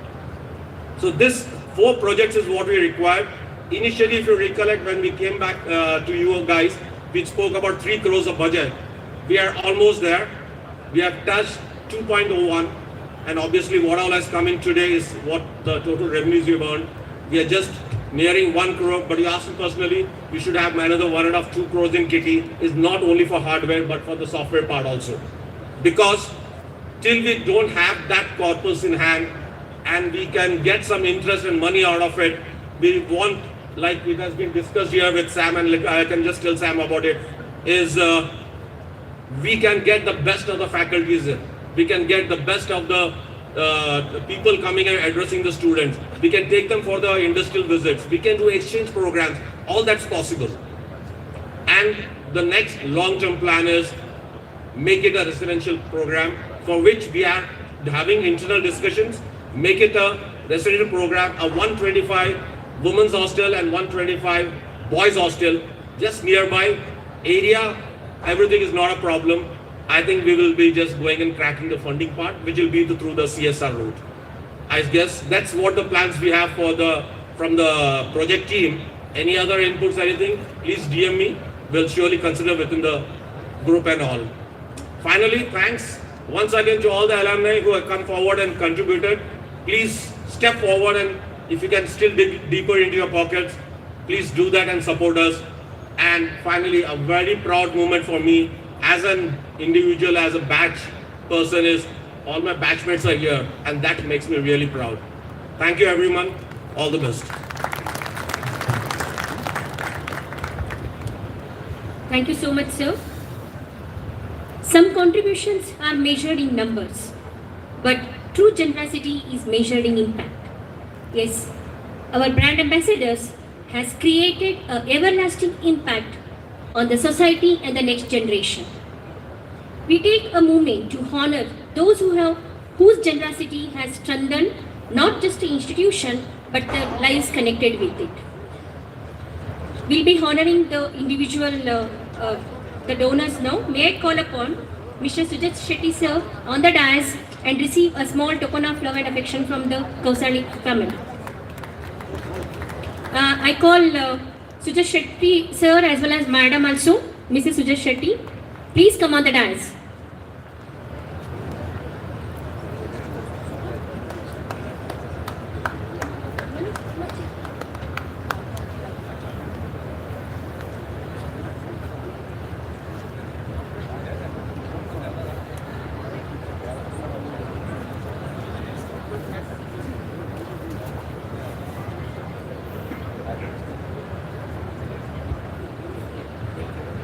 With profound gratitude, Kausari Institute of Management Studies at Karnataka University Dharwad acknowledge the philanthropic contribution of Mr. Sujat Shetty, the businessman from Dubai, towards establishing state-of-the-art infrastructure and auditorium. Your support has significantly enhanced the academic experience and innovation capabilities of institution. It is immense respect and heartfelt appreciation that we acknowledge Mr. Sujat Shetty, a distinguished alumnus of Kausari Institute of Management Studies, for his valued support and continued association with his alma mater. His journey stands as a reflection of dedication, discipline, and strong commitment to excellence. Team KIMS sincerely appreciate Mr. Sujat Shetty for his generosity, encouragement, and trust in the institution. His association and support for the institution will remain a source of inspiration and pride for the faculty, students, and alumni community.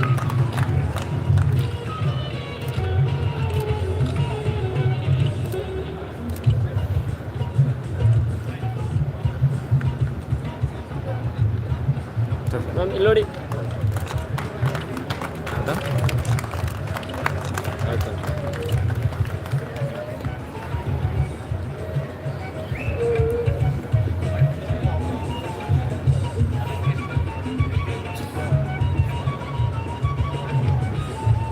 Now I call upon Mrs. Madhuri Sapre and family, please come on the dais. Madhuri ma'am and Rani to read the citation.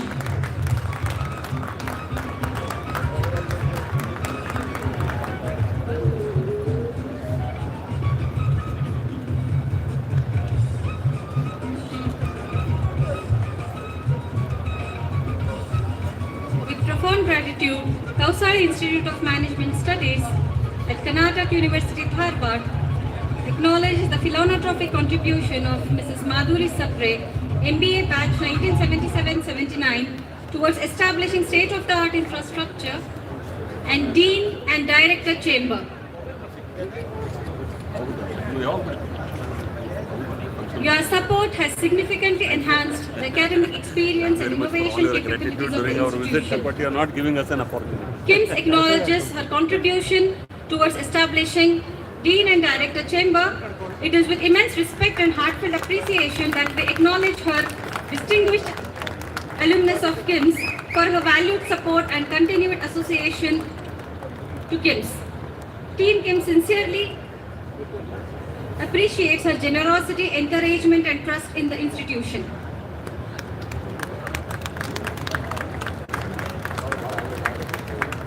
Sir, Illodi.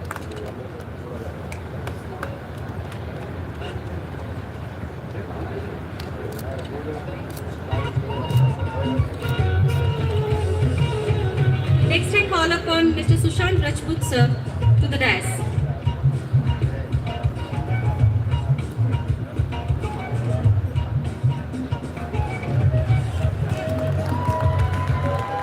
I call upon Sushant Rajput sir to the dais.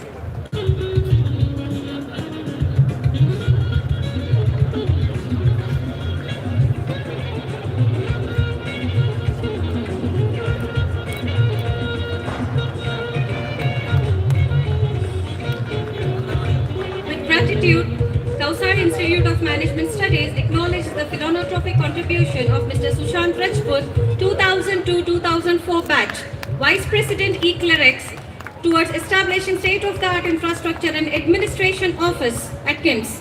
Your support has significantly enhanced the academic experience and innovation capabilities of the institution.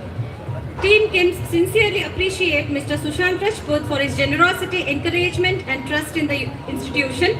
His association and support for the institution will remain a source of inspiration and pride for the faculty, students, and alumni community. Thank you, sir. May I call upon Sheshgiri Hadagli, sir, to the dais?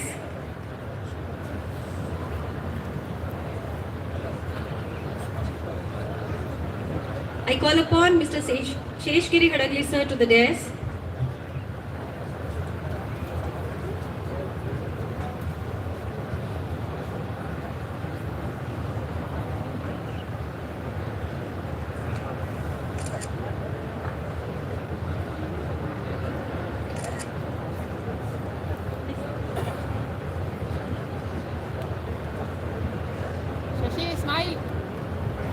With profound gratitude, Kausari Institute of Management Studies, Karnatak University, acknowledges the philanthropic contribution of Mr. Sheshgiri Hadagli, 1989-91 batch, the businessman from Mumbai, towards establishing state-of-the-art infrastructure and computer lab.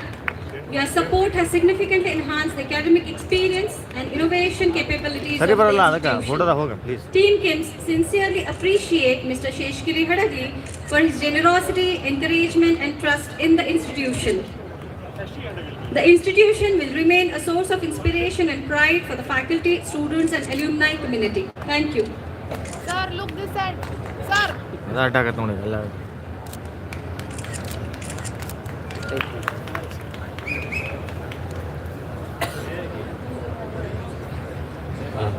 Friends, please stay back. We have something very important and the most important one.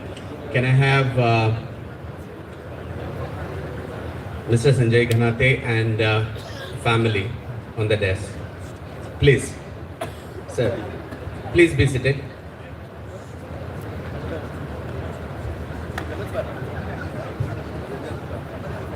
Can you be there?